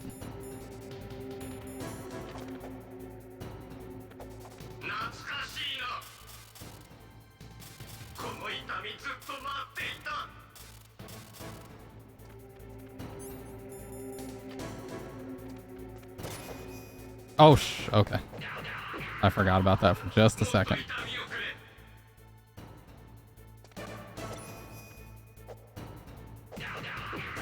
That was so casual.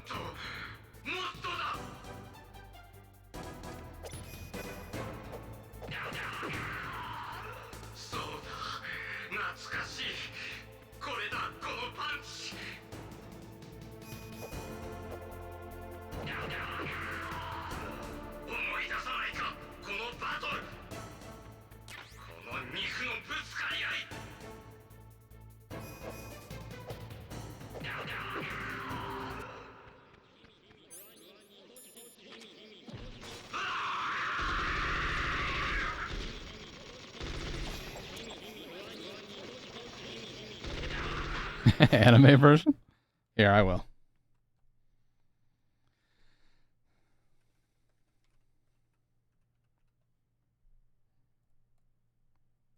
Dude, the fucking screaming from the Japanese VAs is always what goes over the top. Like, they go insanely hard at the screaming.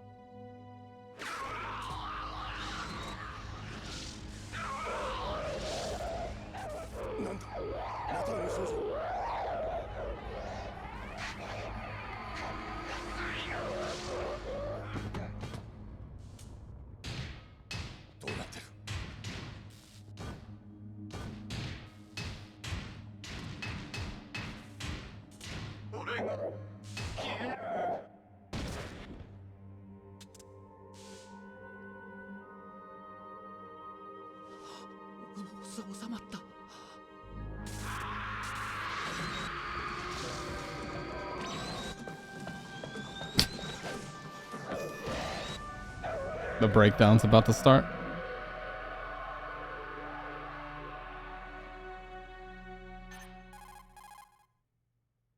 I'm gonna grab some coffee really quick, you guys. I'm actually like so captivated by this version just because it's something different, you know what I mean? I'm enjoying this thoroughly. Zanzibaro. 殺されたはず。でも生きていたのよ。なんだと？私がフォックスハウンドのメディカルスタッフになる前のことよ。ゲノム兵のジンセラピーの実験体にされた兵士がいたらしいわ。初耳だぞ。キャンベルさんが除隊した後の話だから、私の前任者クラーク博士が担当していたの。クラーク博士？ジンセラピーを導入した張本人よ。そのクラーク博士は？2年前、研究所の爆発事故で亡くなったそうよ。人体実験といったな。ええ。その実験体にはザンジバーランド陥落の時に回収された元隊員が選ばれたそうよ。それがグレイフォックスか。だがあの時奴は死んだはずでは。無理やり蘇生させられたのよ。強化骨格と麻薬漬けにされて、それから4年間彼は死ぬことすら許されないままおもちゃのようにもてあそばれ続けた。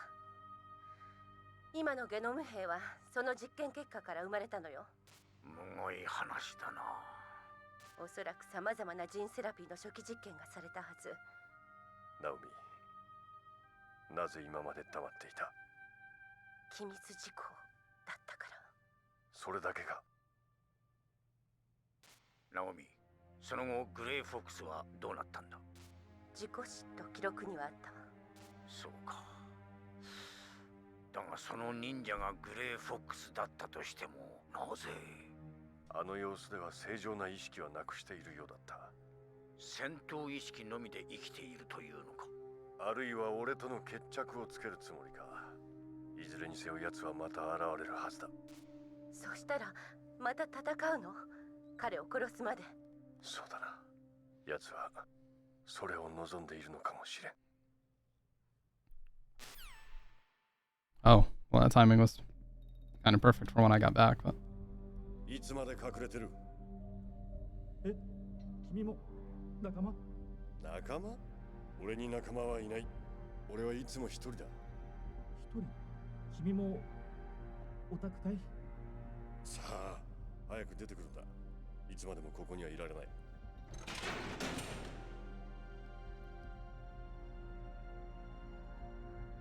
奴らの制服とは違うね。メタルギアレックスの開発チーフ、ハル・エメリッヒ博士だな。ハル・エメリック。僕を知ってるようだね。メリルに聞いた。ああ、助けに来てくれたの？残念だがそうじゃない。先にしなければならないことがある。まあ、いいか。敵じゃなさそうだし。Wow, that actually does sound super similar. That almost sounds like the same guy speaking a different language. Holy shit. That's so similar. その様子なら心配ないようだな。聞きたいことがある。メタルギアについて知りたい。え、メタルギアかい？そうだ。メタルギア。That's insane. 真の目的は何だ？移動可能な TMD だよ。核ミサイルを撃墜するあくまでもディフェンス。Alright. We are going to skip through this just a little bit. レールガンだって。磁場を使って超高速の弾丸を打ち出す兵器さ。SDI 構想で一度ポシャった企画だけど、リバモア国立研究所とアームズテック社が共同。Just like my Homeland animation, yeah. He did say anime in the line I heard. だがそれだけとは思えない。メタルギアで通常核を発射。レックスの共同開発元リバモア研究所では、これがそのスパコンの一部だよ。これらをつなぐと仮想空間での実験ができる。あくまでも理論上のことだけどね。その理論をより具体化するための演習だったのか。うちの社長、なんてこと。それを奴らが発射しようとしてる。くそ。くそ。僕がバカだったよ。自分の蒔いた種だ。Poor guy. Also in MGS5, I think you recruit his uncle or something named Huey Emmerich. Maybe his dad. 泣き言はいい。現実を見るんだ。メタルギアはどこだ？この基地のどこにある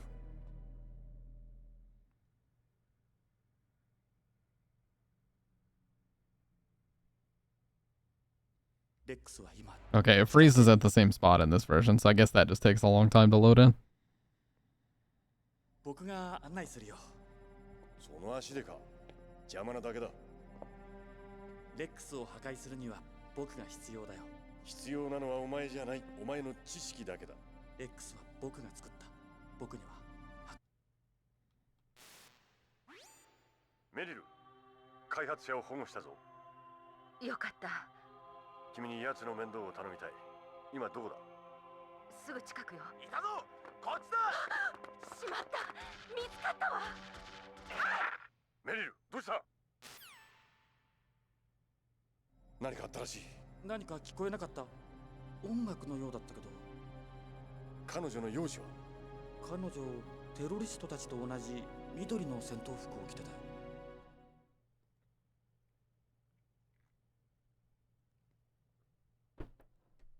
演奏か。なかなか魅力的な歩き方をしてたな。お尻なんか振っちゃってさ。よく見てるな。彼女のお尻魅力的だったから。歩き方か。Otacon knows what to look for. 敵兵に化けてるんなら一人の時にコンタクトしないとダメだな。女が一人になるとこって言えば一つしかないけどね。どこだ。野暮なこと聞くなよ。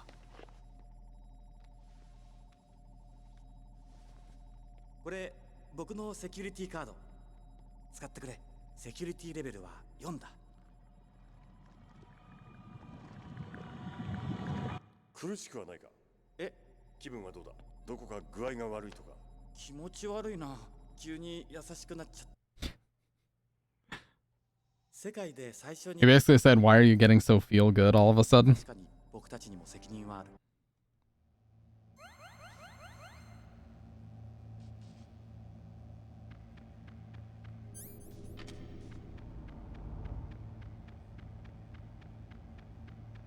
You know, I have heard that that's an effective way to help you learn Japanese, is just to completely immerse yourself in Japanese media, like constantly be listening to it, constantly be listening for variations, reading it, and everything in between. So playing all of your stuff in Japanese, even if it's not, you know, just always selecting that language definitely helps when you're trying to learn.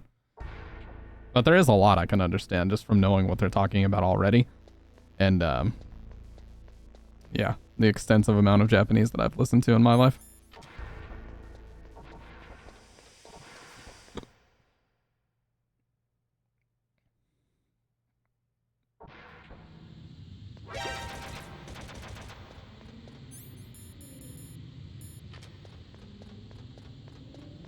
Oh, this is 4, right?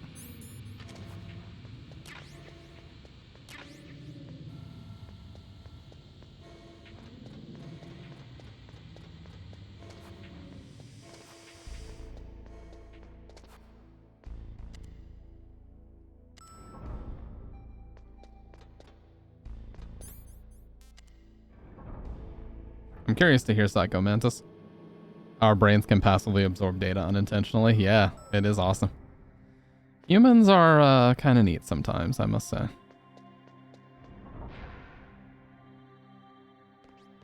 Okay, well that's her. You can hear it. Yeah. So now we just follow her.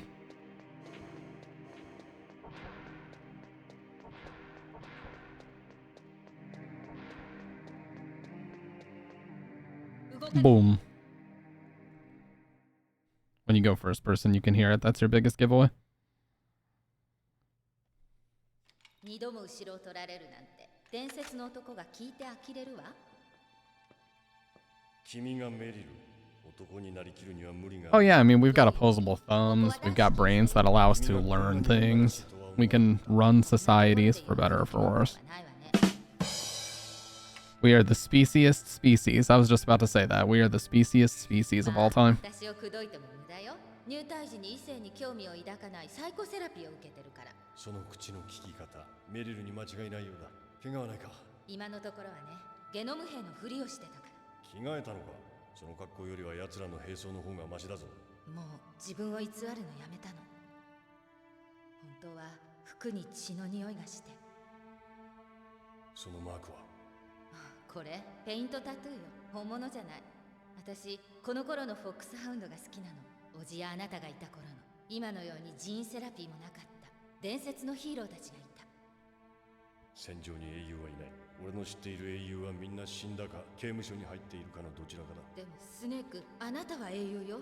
違うの。戦場でしか自分の意味を見出せない男だ。傭兵には勝敗など意味がない。戦争で勝利を収めるのはいつも民衆だ。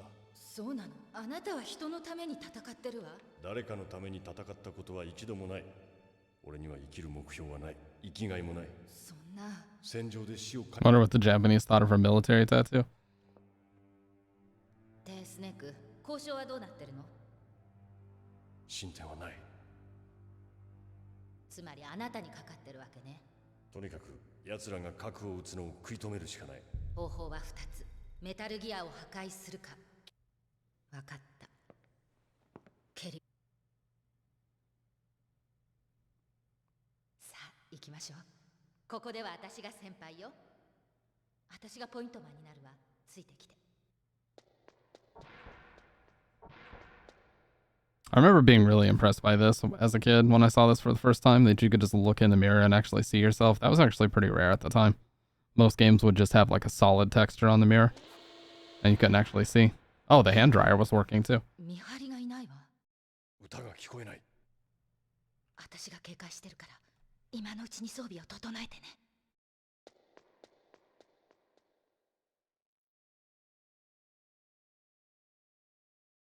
That's interesting. You can hear she was trying to be quiet right there because the music stopped. And in the US version, she just talks normally, but in here, she was trying to like, shh, you know, try to speak quietly. I'm gonna grab the night vision goggles and everything else in here that we can.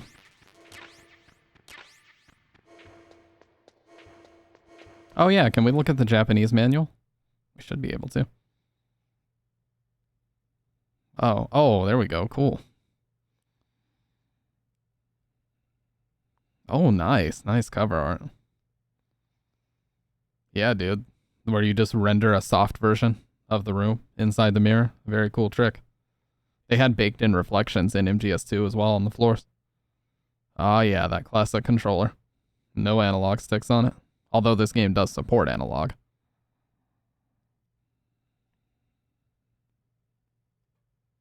Look at this, dude. This is so sick. I'd actually argue the US version has even more color with it. Here you can see the codec pages. Oh, do they not give you Meryl's in this one? Oh, they don't. Wow, you actually have to have the back of the CD case here. They do not give you Meryl's codec in the manual like they do in the US version. That's interesting. They only give you these 5.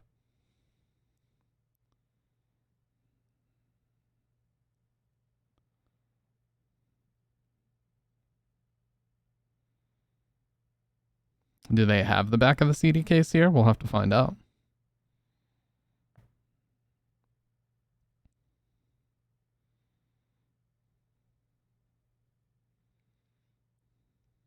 The same artwork, of course.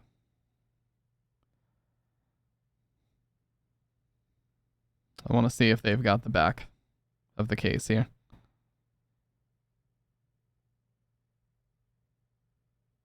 Oh, so how do you get Meryl's codec in this version? Like, where is it?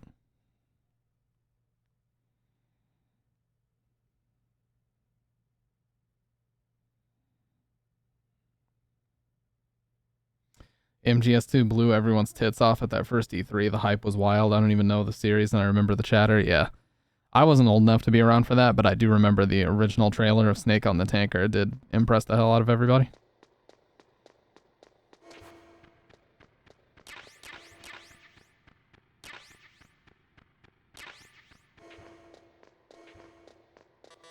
Alright, we're good now.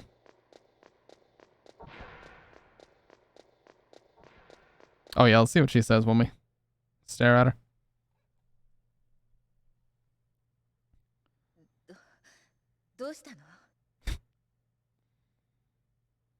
That's what is it, isn't it? Yeah.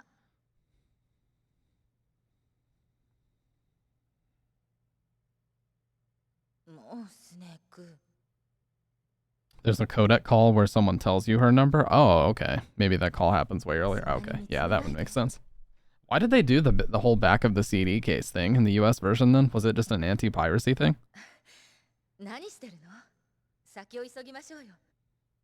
I mean, I would assume it was. Let's see if Mei Ling gets mad if you keep calling her and not saving.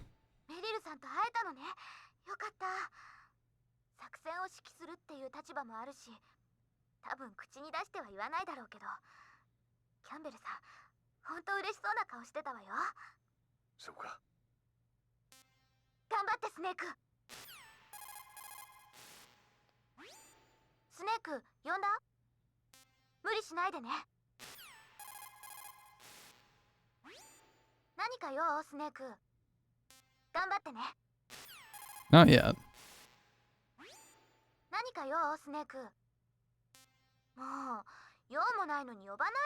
There it is.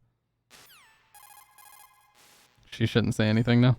Yeah, look how mad she is. Keep wasting her time. All right, fine. I'll save you. Now she's happy again. どうして今の仕事を？私、本当は戦闘機乗り、パイロットになりたかったの。映画を見て憧れたのよ。よくある話だ。でも、戦闘機で人を殺したくはなかった。それで空軍でも BDA、爆撃効果判定報告という仕事があることを知ったの。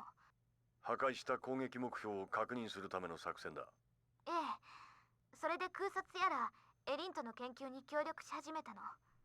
私の専門分野。 Oh, it was an anti-piracy thing? Yeah. しかし BDA 専用のパイロットなんていないだろう。 Dude, the PS1 and the Dreamcast have to be the most pirated systems ever. Like, there's no close second. Because I remember the Dreamcast was so easy, you could straight up just burn the discs and you were just good to go. Like, you didn't even need a mod chip.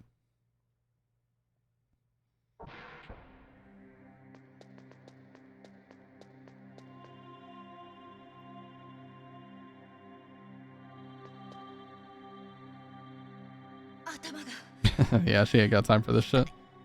どうした？来ないでスネーク。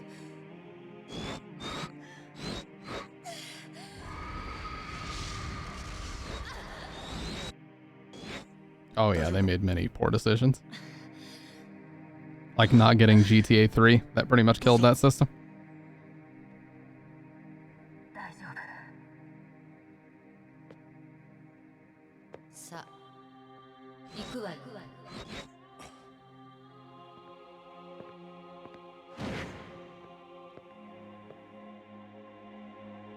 どうぞ、フォックスハウンドの旦那、所長がお待ちよ。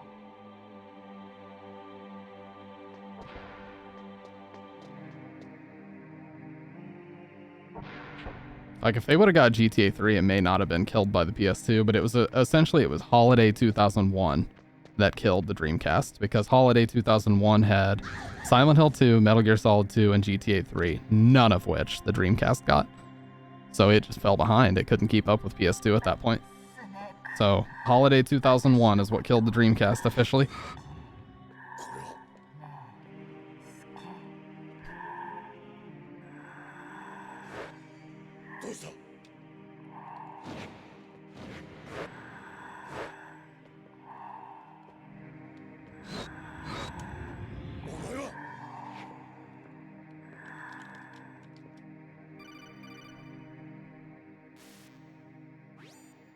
スネーク、メリルは正気じゃないんだ。武器を使うな。サイコマンティスよ。彼がメリルさんを操ってるんだわ。その歌、彼の洗脳ミュージックなのよ。武器は使うな。気絶させるんだ。 Oh, I almost shot her. Oh my god. She screams so loud.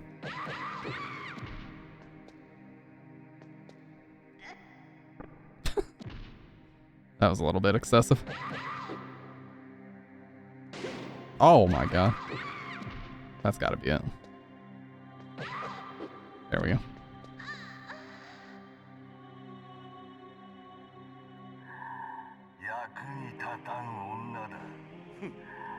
ステルス迷彩か。手品の種はいつも幼稚なものだ。 Oh, he's awesome, dude. His voice is awesome.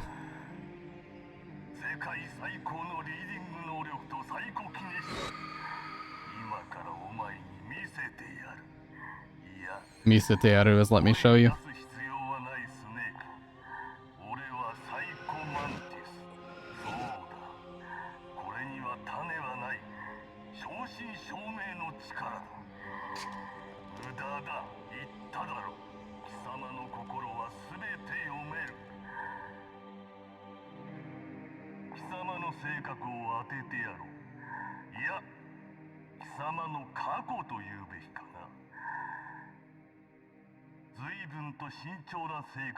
Yeah, it is weird.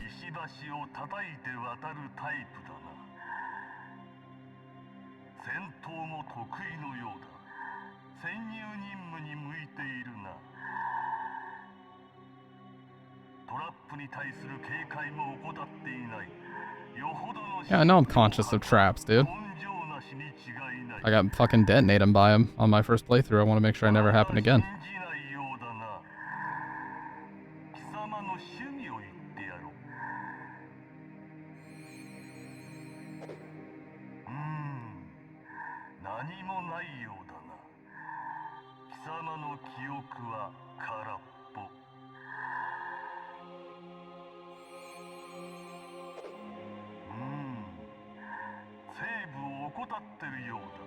Haven't saved often.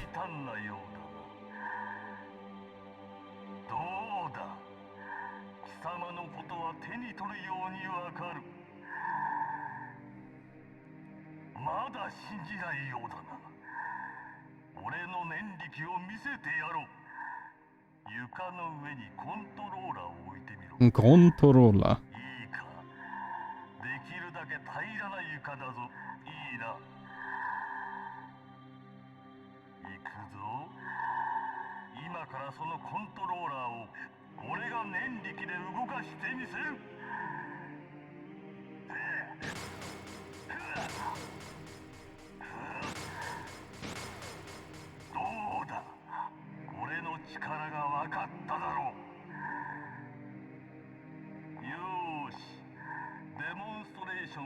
The demonstration is over. Yeah, dude. Man, this translation is so fucking accurate. Holy shit.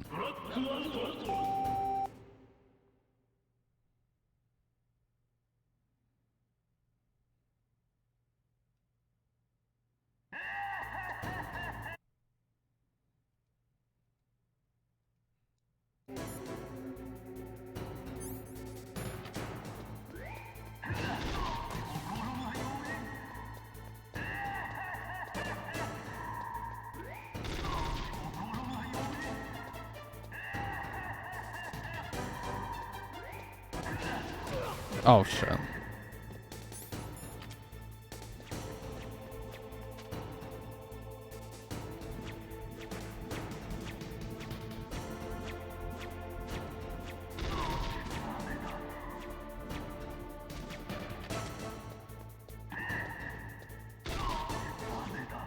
Oh, fuck me.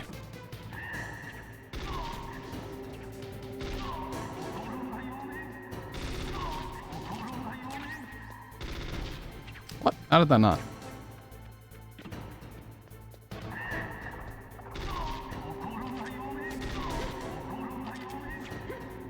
Oh, I almost split that.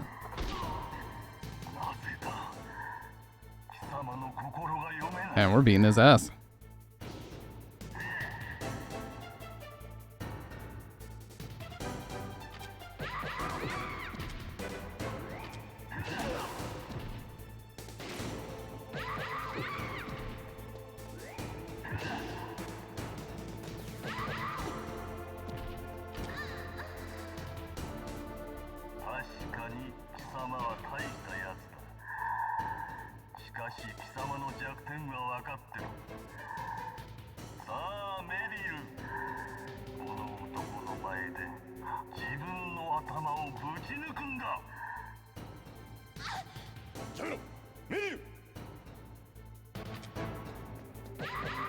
I wonder what happens if you really don't do anything there.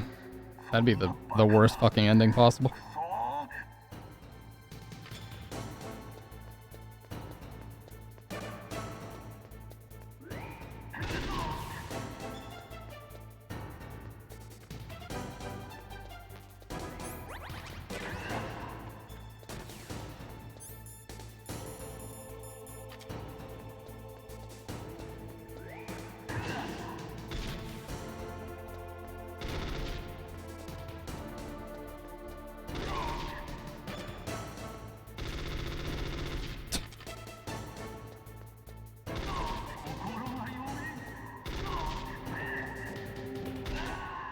Destroyed. Absolutely destroyed. Holy shit. I've never seen somebody get so fucking outplayed. 大佐、あんたの命はなんとか無事だ。すまない。世話をかけた。マンティスが倒れたなら、メリルの洗脳も解けるはずだな、ナオミ。ええ。でも、なぜそこまでして彼女を助けようとしたの？キャンベルさんのため？それとも彼女が好きなの？ Embarrassing, quite honestly, yeah, dude. He embarrassed himself.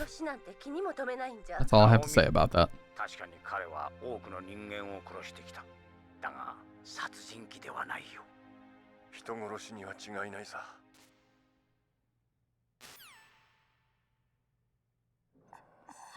So there is a big, really quick, there is a big translation conversation about the way that he dies. You know how at the very end in the US he says, you know, it's the first time he's used his powers to help someone else. It feels kind of, and then the last thing he says before he dies is nice. In this version, he actually says it feels kind of familiar, which is supposed to be, you know, calling back to his birth, that he's now dying and it feels familiar to birth. But they changed it for some reason to make him say that it feels nice. And some people are like really, I mean, not upset about it, but some people complain that, you know, it's a translation mistake to make him say that because it's so different.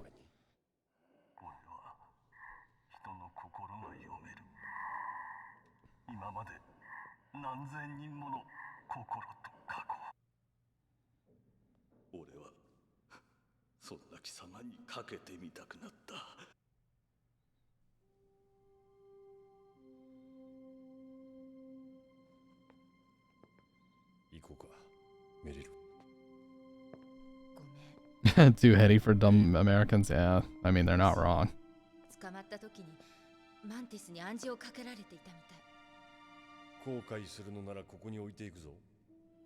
Jeremy Blaustein, yes. He also translated the first 4 Silent Hill games.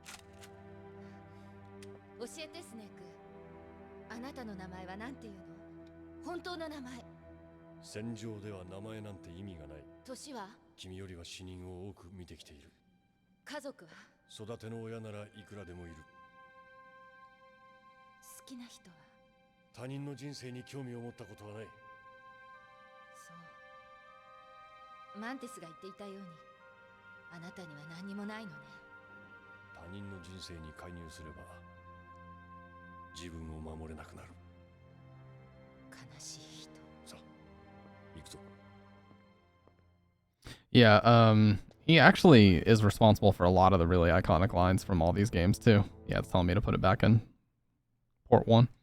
Like he's responsible for the use of the term codec when originally I think it just says like it's like electronic communication that they use in this version. And he's the one who created the word codec, which I mean arguably became more iconic. I wouldn't even say arguably, it definitely did.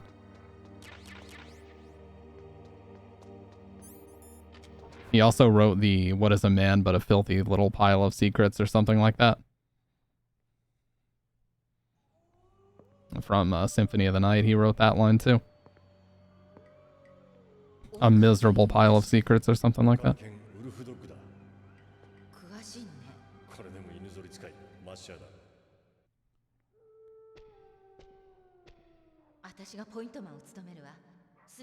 Oh no, localization is a very, very difficult job because Japanese, especially Japanese media, it does not translate. Everybody knows that it doesn't translate 1-to-1, but what they don't realize is that the structure of the sentences is reversed. Like the noun and the verb, like the noun basically goes at the beginning of the sentence. So if you were to ask a question, you know, about Snake or Meryl, you would say Snake first, and then you would ask your question. Whereas in English, it can be completely the opposite. So not only do they not translate, but the structure is totally different. So, you know, when people complain that translations aren't 1-to-1, yeah, well, the languages aren't 1-to-1, so they can't, they literally cannot be 1-to-1. It'd be nice if they were, but they can't be. It doesn't work that way.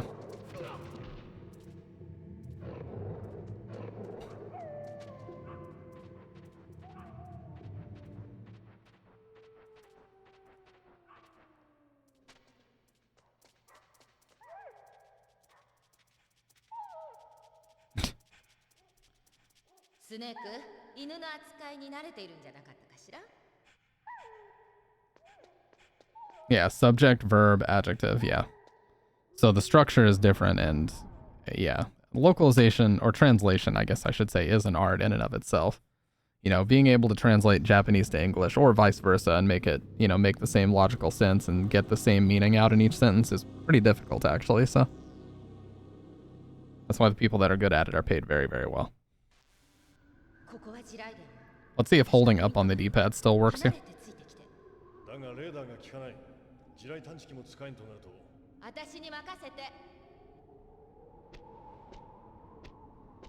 I'm gonna be sad if it doesn't.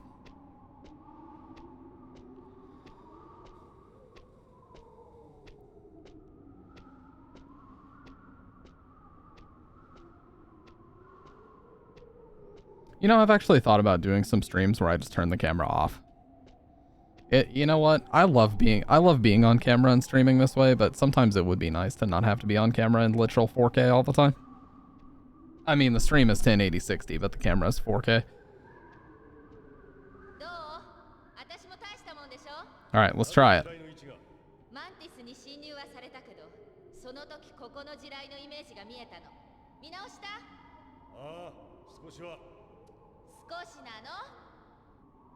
Alright, here we go. We're gonna hold up on the D-pad. No other fingers. They're all off the controller.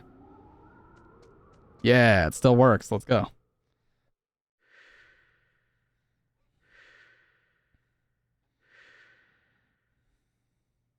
Luckily, there's no mouse to match up here, and all the other games are done with the English in mind first. Yep. There's no mouth flaps to worry about, so it makes their lives a lot easier here. Yeah, I learned that from Jaguar King stream. I was like, are you fucking kidding me? You can just hold up here.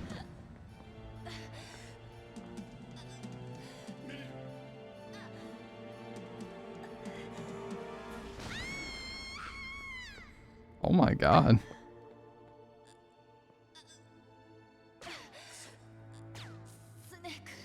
I love his streams so much, man. Especially his MGS3 streams. They're so fun to watch. He's insanely good at that game.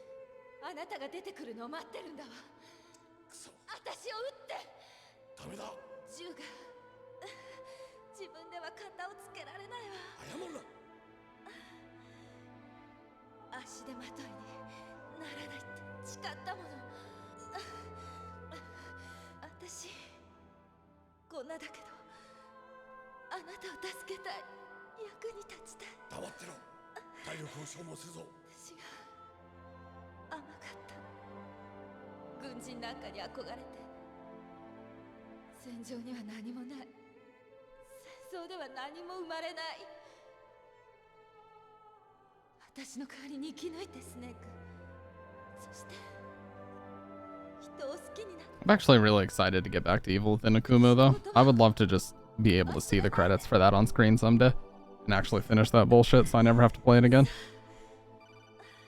Never, ever, ever will I play that shit again once I beat it. That's a one and done for sure.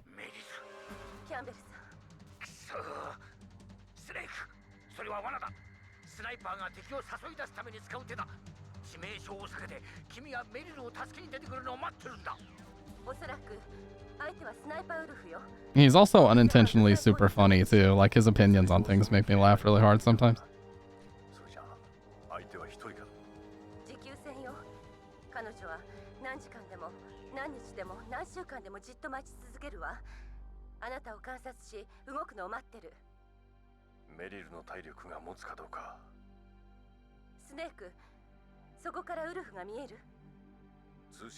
Like the other day, we were talking about controllers, and he just out of nowhere said the DualShock 3 would be more useful if I wiped my ass with it instead of using it to play games. I was like, holy shit, dude.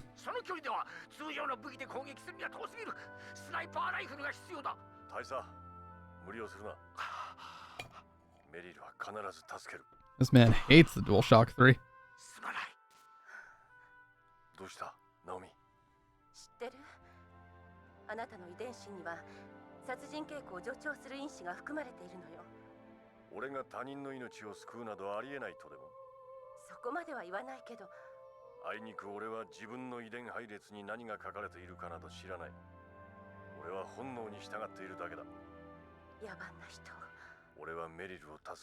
理由なんかいらない。他人のためにも戦わない。 This is kind of the point where Naomi starts to think differently about you. You know, she's not just interested in killing you anymore. She realizes that you actually have some humanity about you. You can see it in her face. That's a very interesting detail that they've got there. Yeah, the claymores are still here, so if we go... Oh shit. I think it's like right here. Okay. Now, can I not get shot, please? Thank you.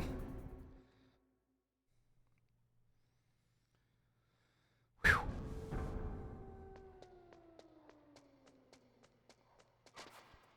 Night vision goggles can be useful here. They're not 100% necessary, but they can be useful.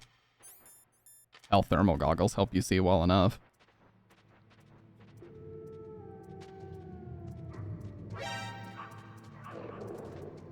Oh, you piece of shit. Oh, they're beating my ass, dude.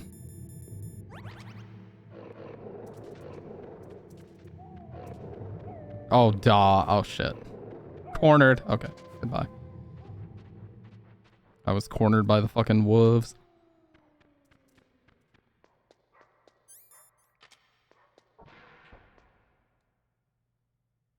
I don't know if there's going to be another ration here. Okay, there was. Alright, let's go get this PSG-1. Oh yeah, you can ask Otacon where it is. Oh, we haven't even called him yet. 140.12? Or is it 141.12? I think it's 141.12. Yeah. この基地でスナイパーライフルを見たことがあるか。スナイパーライフル？メリルがやられた。相手は凄腕のスナイパーだ。Yeah, all the items are in English. 奴に対抗するには高性能のスナイパーライフルが必要なんだ。PSG-1 を戦車格納庫棟地下2階の武器庫で見かけた。戦車格納庫棟の地下2階？あそこまで戻るしかないのか。そうだけど。どうかしたのか、オタコン。いや、なんでもない。I love that little anime glasses shine that he gets sometimes when you're talking to him. Now, the guards are going to be back now, so we just got to get straight to the elevator and leave. But this room is full of guards again, so no need to fuck around here. You can even hear the guy taking a piss over there.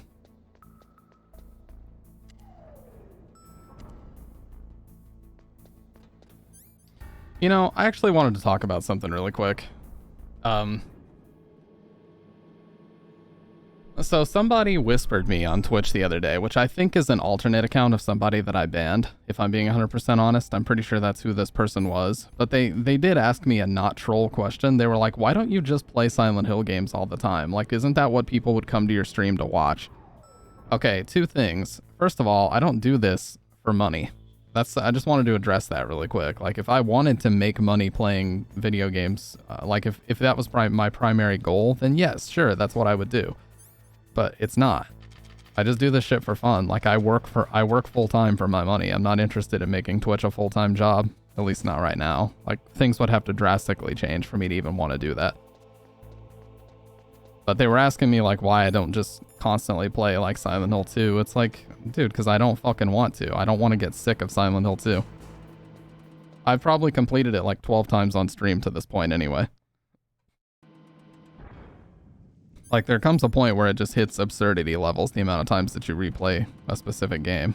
And you just can't continue doing that for all eternity. Now, there's going to be a lot of claymores out here, so I gotta be careful.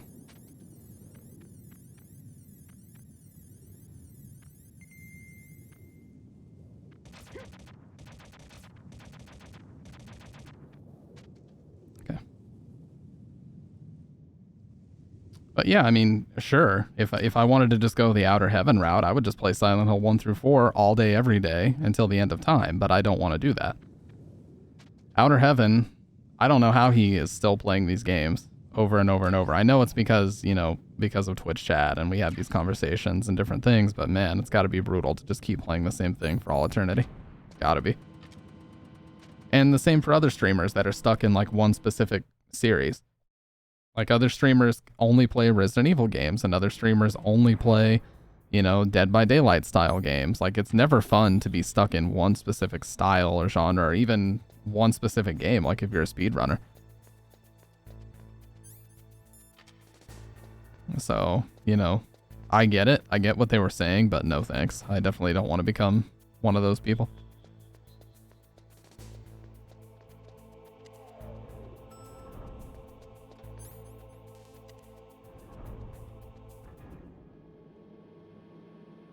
Yeah, there's 3 people. There's 3Dog, DRK, and then one other guy. I forget his name. But yeah, DRK, 3Dog, and one other guy are the main people that run Outer Heavens channel.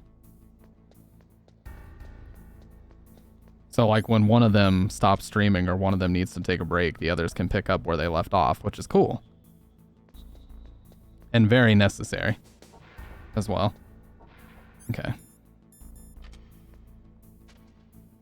Hopefully I don't trip the fucking alarm like I did last time in here.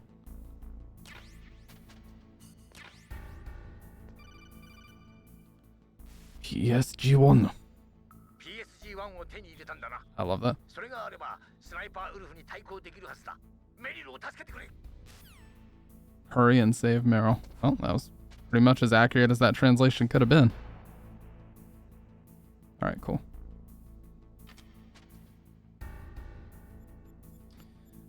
Yeah, and I don't want fucking Silent Hill to feel like a job. That just sounds really miserable. Like look. How many other streamers do you watch? I always like to give this as an example. Go back through my VODs. But you will have to literally go back years to find any stream where I had a sub or follower goal on stream. You know why I don't have that? Because that's not the reason why I stream.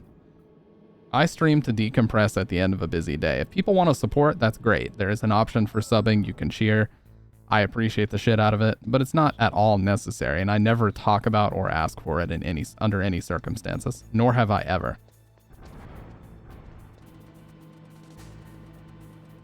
Yeah, I could never be like a speedrunner that just plays one particular game. That would also drive me nuts, because then inevitably when you finally feel like playing something else, most people will be like, oh, this isn't, why are you not playing that?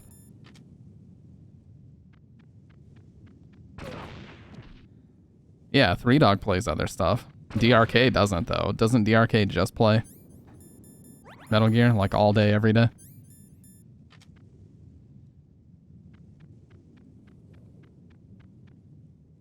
Man, there's even more claymores now.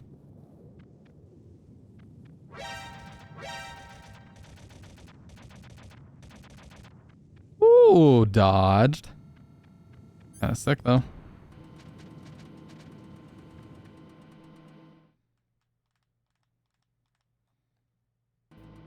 And the problem is, Silent Hill is not even a game series that I want to be playing that often. Like, you need to take good breaks from those so that you can come back and appreciate them later. Why would I cheapen my experience with Silent Hill by playing it, like, doing a 1 through 4 marathon once a month or something, you know? I save that for once a year. I do that in October every year. That's what we do. I'm just doing this to make sure I don't make any footsteps till he's out of range. Yeah, I've never seen the third guy either, but I'm assuming he just picks up if those two aren't feeling like it or they've got other stuff going on. Don't turn around. Thank you.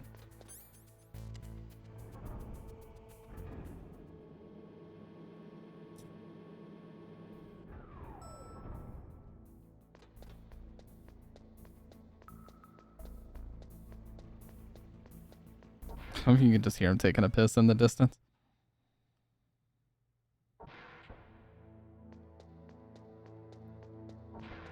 And I've also, you know, I've seen other people burn themselves out. I'm not going to say any names because I feel he actually recently came back to Twitch, but there was a guy who took a break for like a whole fucking year from Twitch because he was so sick of having to replay Resident Evil games all the time, and he was so sick of every time he didn't play a Resident Evil game, people coming into his chat and asking him why he wasn't. So he was like, look, at this point, like, I just would rather, he even said on stream, he's like, I'd rather blow my head off than keep playing Resident Evil, so I'm just going to quit streaming altogether. Like, streaming was making him depressed because people wouldn't shut the fuck up about it. So that's what happens when you shoehorn yourself into one specific game or genre. It's not good. Like, yeah, you could say I did that to myself with horror games, but horror as a genre still gives you a lot more variety than fucking one specific series. Like, I would just hate to be stuck just playing the Team Silent Hill games and like that's it. Like, yeah, there's a lot of Silent Hill games out there, but fuck's sake, man, I just couldn't be me. Could not be me. All right, let's take this diazepam and let's pop these shots. Oh, she's gonna be able to shoot me easily here.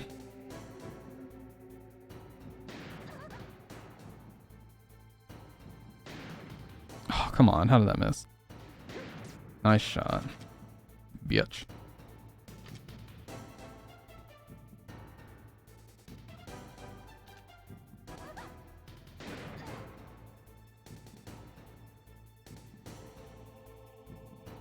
Do you not have to lead shots in this?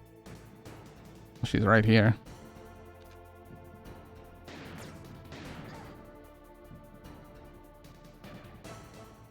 Look at her just running.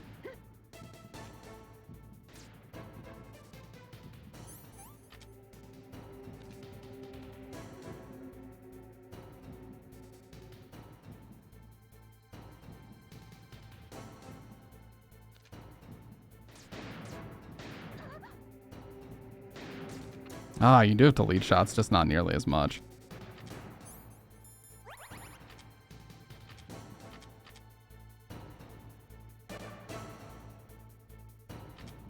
I like to do it like here, so it's kind of tough for her to actually hit you. Oh, damn, that did a ton of damage. That's where good mods come in. You gotta have a support system. If you could mod them, that would be a different story, but there's not much there. And even that can only take you so far. Yeah, for sure. Like, you know, I feel like people underrate having a support system for streaming is important, especially if it, like, this was basically becoming his full-time gig. Like, he was living at home with his parents and he was trying to make Twitch work. But the thing is, like, if I didn't have the balance of a regular job and Twitch, I think I would go insane. I really do.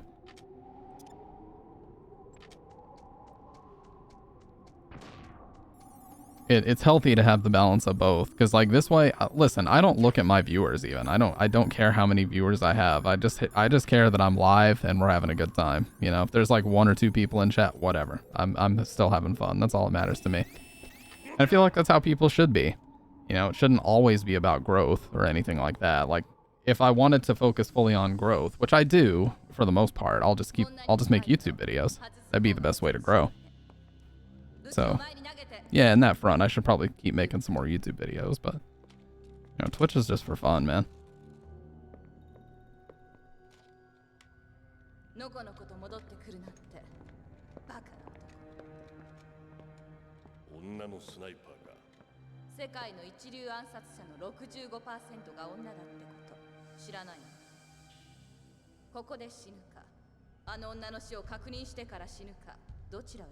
Because, like, dude, being a big streamer comes with more headache than it does convenience. Like, here's the thing, really quick, I just want to mention this. Being a big streamer means immediately you have to have a VPN.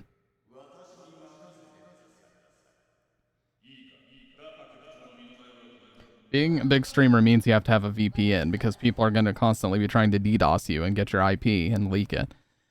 Being a big streamer means you have to be extra protective of where you live and extremely protective of making sure you don't leak anything, to the point of like being paranoid about it constantly, that you could potentially leak something. It means all of your private relationship business will eventually be leaked online because that's the way the world works nowadays. Like, it comes with more burden than it does convenience. Like, yeah, you might be making more money, but it comes with all these other fucking strings attached, you know what I mean?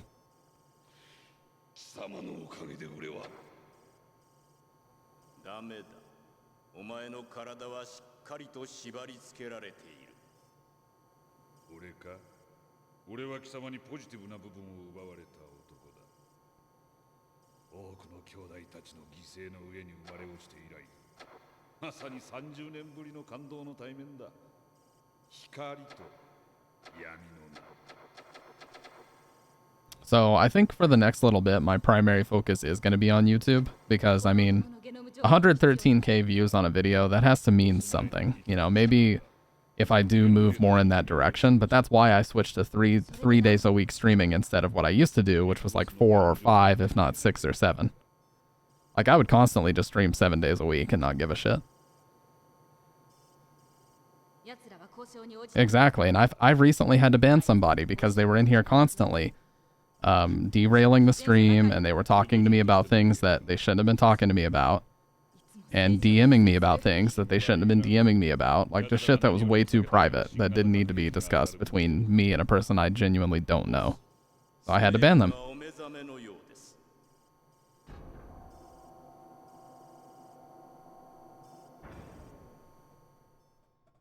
Like, I don't have to deal with that shit at my regular job, that's for sure. 確かに似ているところもあるようだな。我が弟よ。いや、兄貴と言うべきか。まあ、そんなことはどうでもいい。お互いビッグボスの息子たちの数少ない生き残りだ。俺だ。そうか。で、ふざけた奴らめ。分かった。レイブ、すぐに行く。奴ら交渉に応じない。予定通り10時間後に一発目を発射する。アメリカ人め。読みが外れましたね。これほど強気に出てくる。Dude, his voice is fucking awesome, Liquid. それとも何か切り札を持ってるのか。さあ、とにかくこれで記念すべき新型核弾頭の発射に立ち会えるわけですね。俺は発射準備に入る。So if you look under my stream, chat rule number 5 was created specifically because of this person. It was created months ago, and there were more than one. There was way more than one person doing this, so I'm not singling anybody out, but chat rule number 5 was created specifically because of people like that.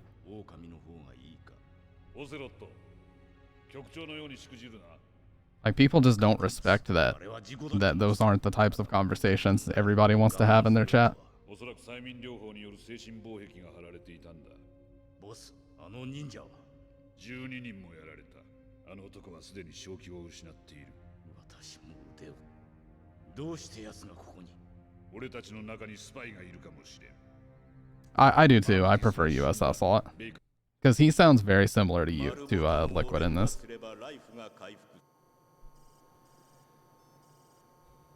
Don't use auto fire.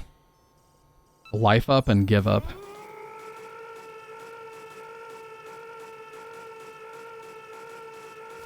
Wow, he sounds so different in this.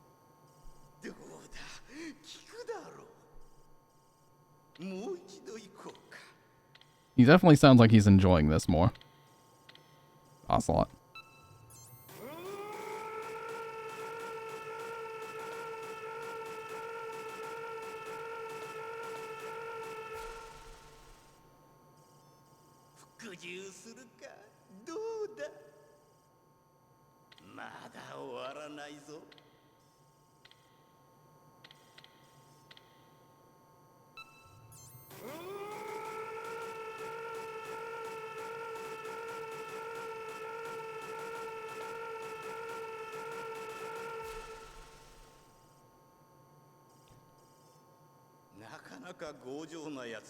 Sounds a little too young, yeah.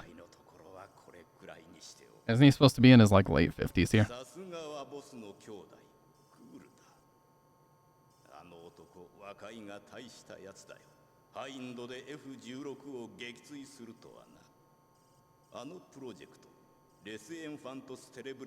Oh, Le Enfant Terribles. First time we've heard that.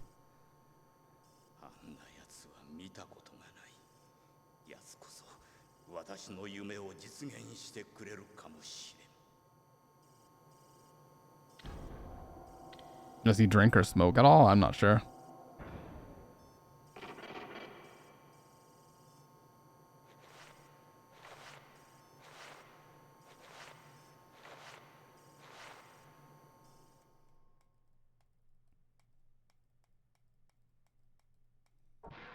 He missed it trying to be internet clever.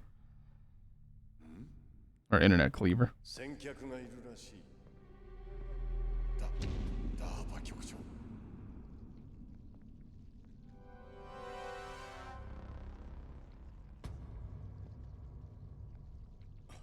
ひどい匂いだ。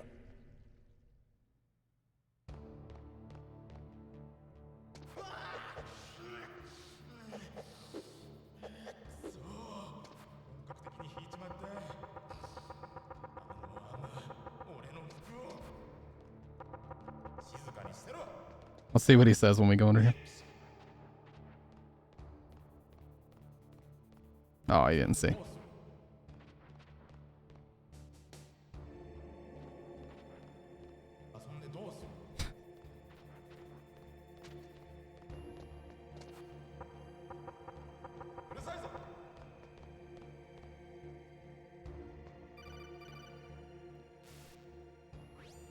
Snake, 大丈夫か？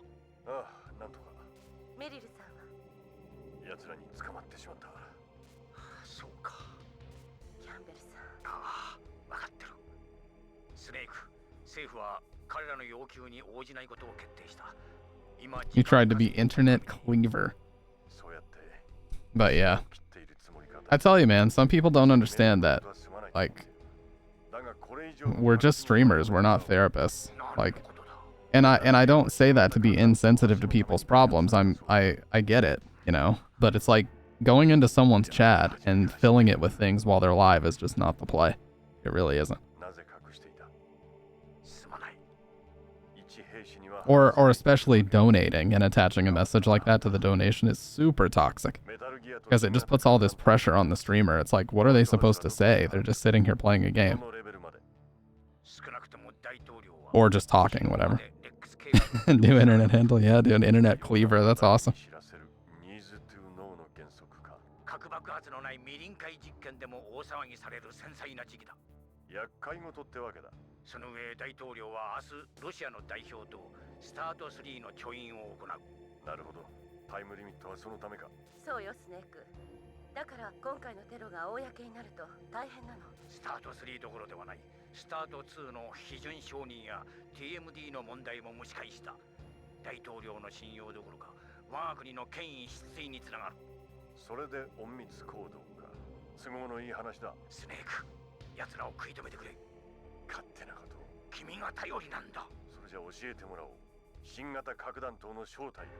何度も言うが、内容は知らん。信じられんな。それほど逼迫した状況なら、なぜ奴らの要求を飲まない？ビッグボスの死体などくれてやればいい。それは。それともどうしても要求を飲めない理由があるのか。まだ俺には話していない理由が。大統領は生命倫理にも厳しい。People do the same with podcasts and I've been doing with actors and other celebs for years. Like, dude, you're the only one feeling any of this.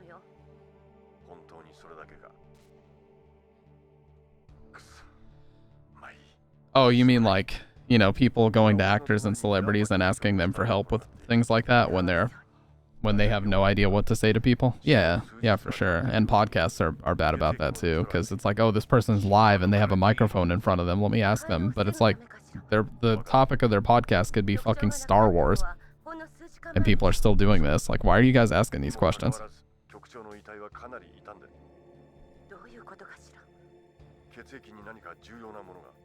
いいえ、ナノマシンや発信機なら考えられるけど。局長は起爆コードを喋ったんだな。ああ、奴らはパルをすでに入手。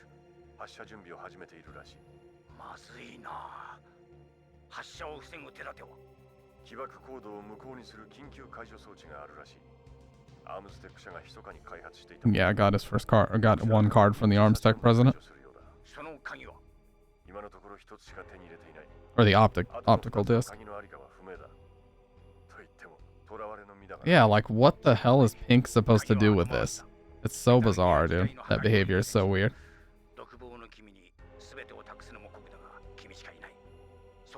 Why would you even do such a thing, for real? Why?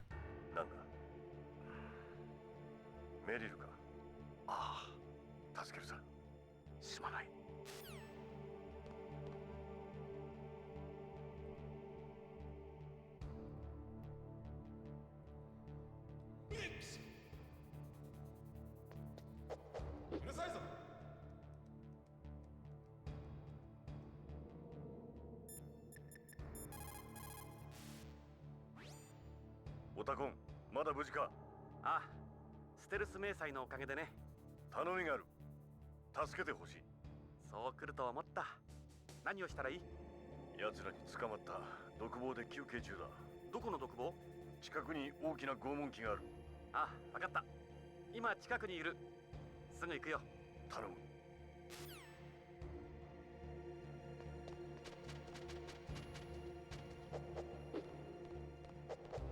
うるさいぞ。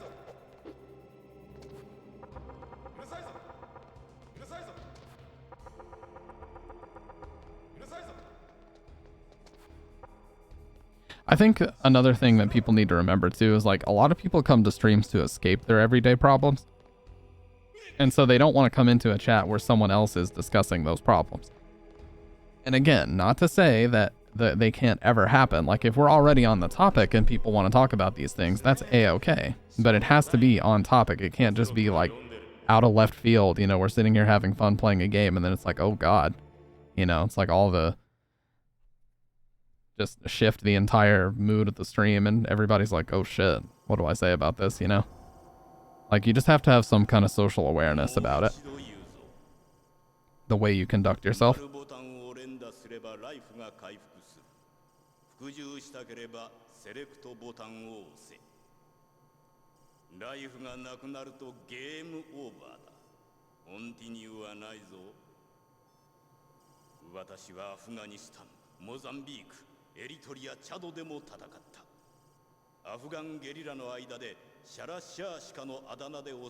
He was feared as Shalashaska.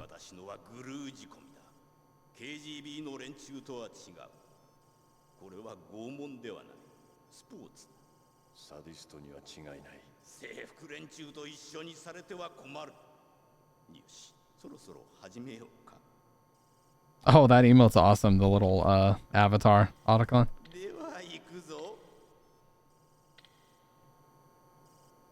I gave him so many lewd photos into my first playthrough. And he saved them anyway.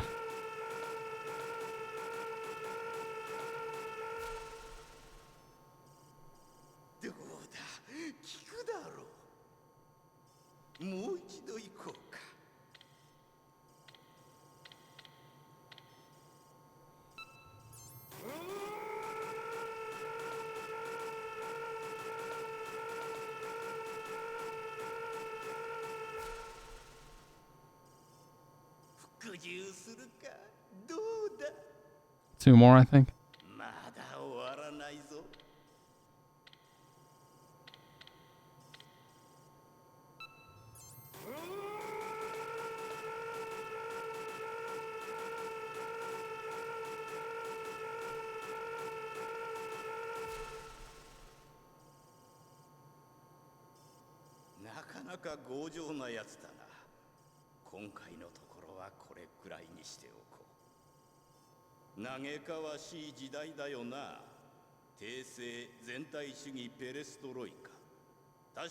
,20 世紀のロシアは問題を抱えていたが、イデオロギーがあった。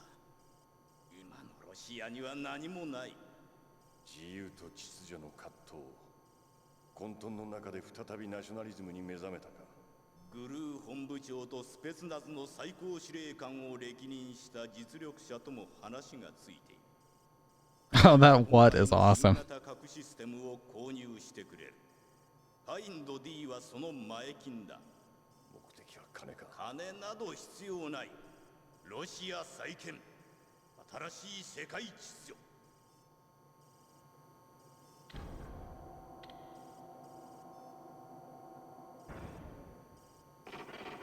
Now we gotta use the catch up to our advantage and bust out of here.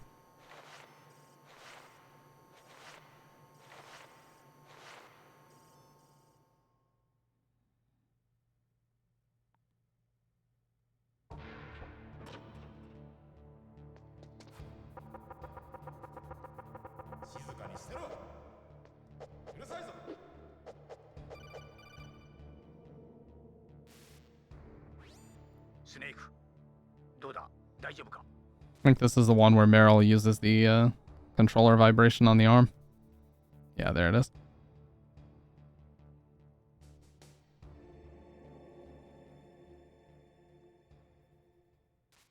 And then proceeds to lie about her backstory.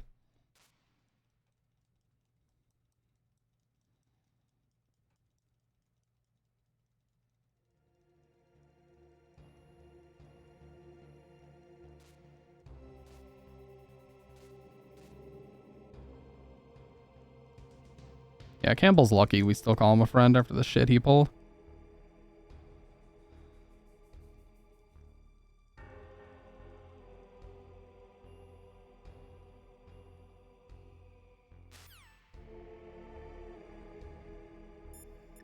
I think in Metal Gear Solid Integral, you can just press triangle and skip all the dialogue.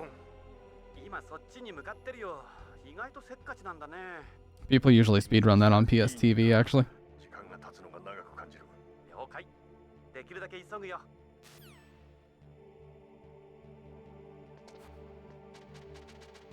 Dude, the worst part about MGS4 is the ending, where Raiden's son shows up and he speaks like a single word. It's like that's just all they could afford was a single word out of Raiden's son.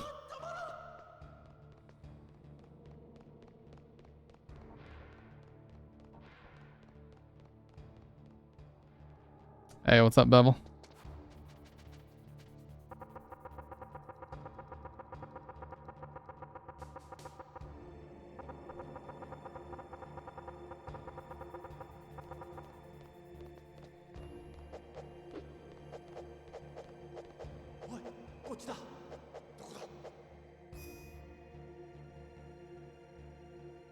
What'd you think? Everybody was telling me how to play that.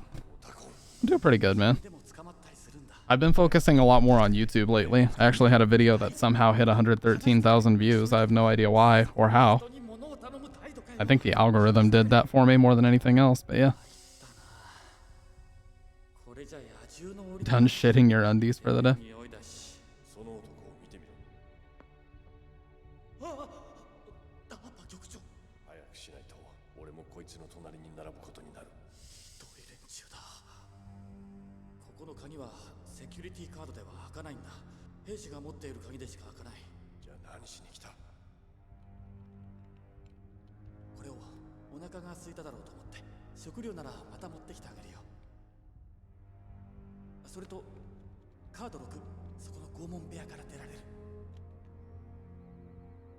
We're gonna pretend to be dead with this catch-up right now.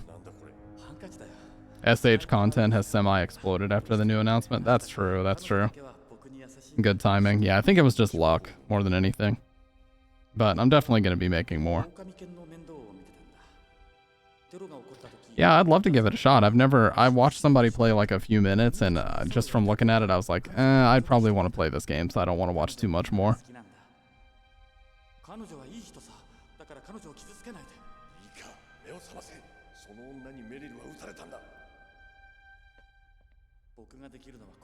But yeah, the goal actually is to work really hard on YouTube videos on the weekend from here on out. I just have not been doing that the past few weeks, and I need to stop being lazy about it. I've got like 4 videos that I've slaved over that are ready to go. They just need a lot of work to be actually ready to upload.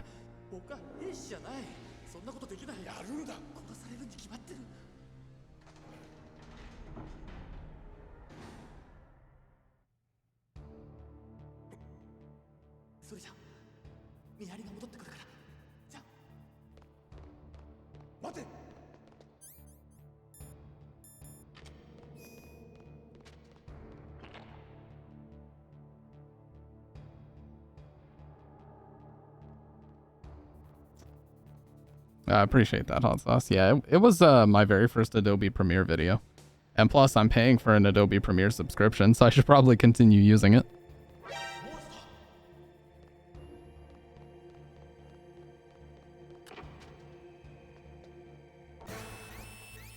What am I doing?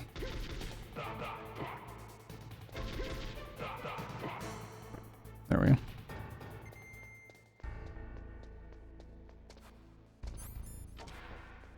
Like, if I'm gonna pay for the sub, there's no reason not to use it.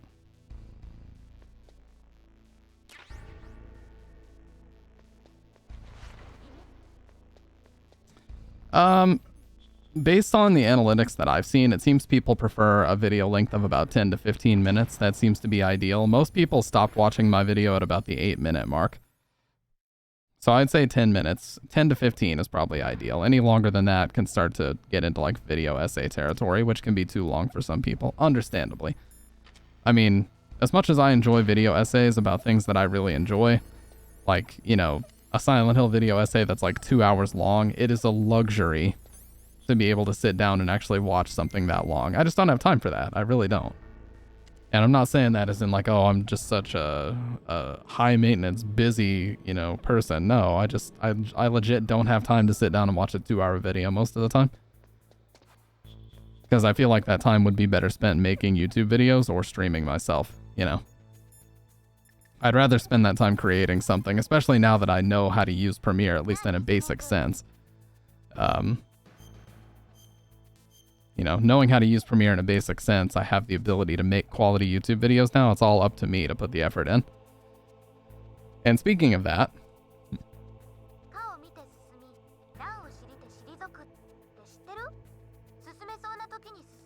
I actually have a couple of videos I want to make.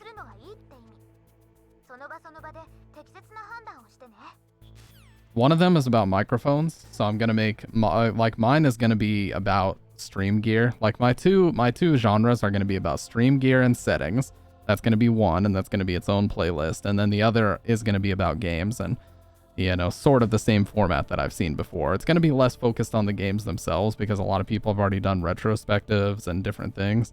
I like to talk about things that are external to the game, like the Silent Hill one, for example, with the community aspect of it, where I focused on these incorrect rumors, the misinformation being spread around, the communication breakdown between the fans and Kojima. That's the type of stuff I want my videos to be about. I use it as a semi-podcast app, yep. And you know, that's funny, people have asked me to do a podcast as well. I mean, I could literally just put a banner and be like, okay, now this is a podcast. Like, so many people do solo podcasts like that. It doesn't have to be me and a guest, like, sitting in a dedicated studio space. Like Joe Rogan does. You know, a podcast can literally be, you just get a lower third that has your information, or a title that goes across the top banner, and you're like, okay, now this is a podcast. And then when I decide it's not a podcast anymore, then the episode is over. You know what I mean? Anyways, you guys, this conversation is actually making me want to finish up one of those YouTube videos, and I have a few hours to work on it. So I'm going to go ahead and work on some of those, and I'm going to see if I can get at least one of those uploaded before the end of the weekend. But with that being said, I know this is weird looking because I don't have the green screen up, but we're going to break those chains right there. We've got the evil looking keys of liberation, and we're going to break those chains. If anybody would like to join the Discord, we're going to be watching Noroi the Curse tomorrow. It's a horror movie, Japanese horror movie. We're going to be watching that tomorrow. We had like 9 people in the last watch party, and it was a blast. Yeah. And then if you want to check out the YouTube stuff that I've been talking about, there's the personal channel and the stream VOD uploads. So with that being said, you guys have a great rest of the night, and I will talk to you Monday night. Be on the lookout for YouTube videos. They're coming. You won't be ready, but they're coming.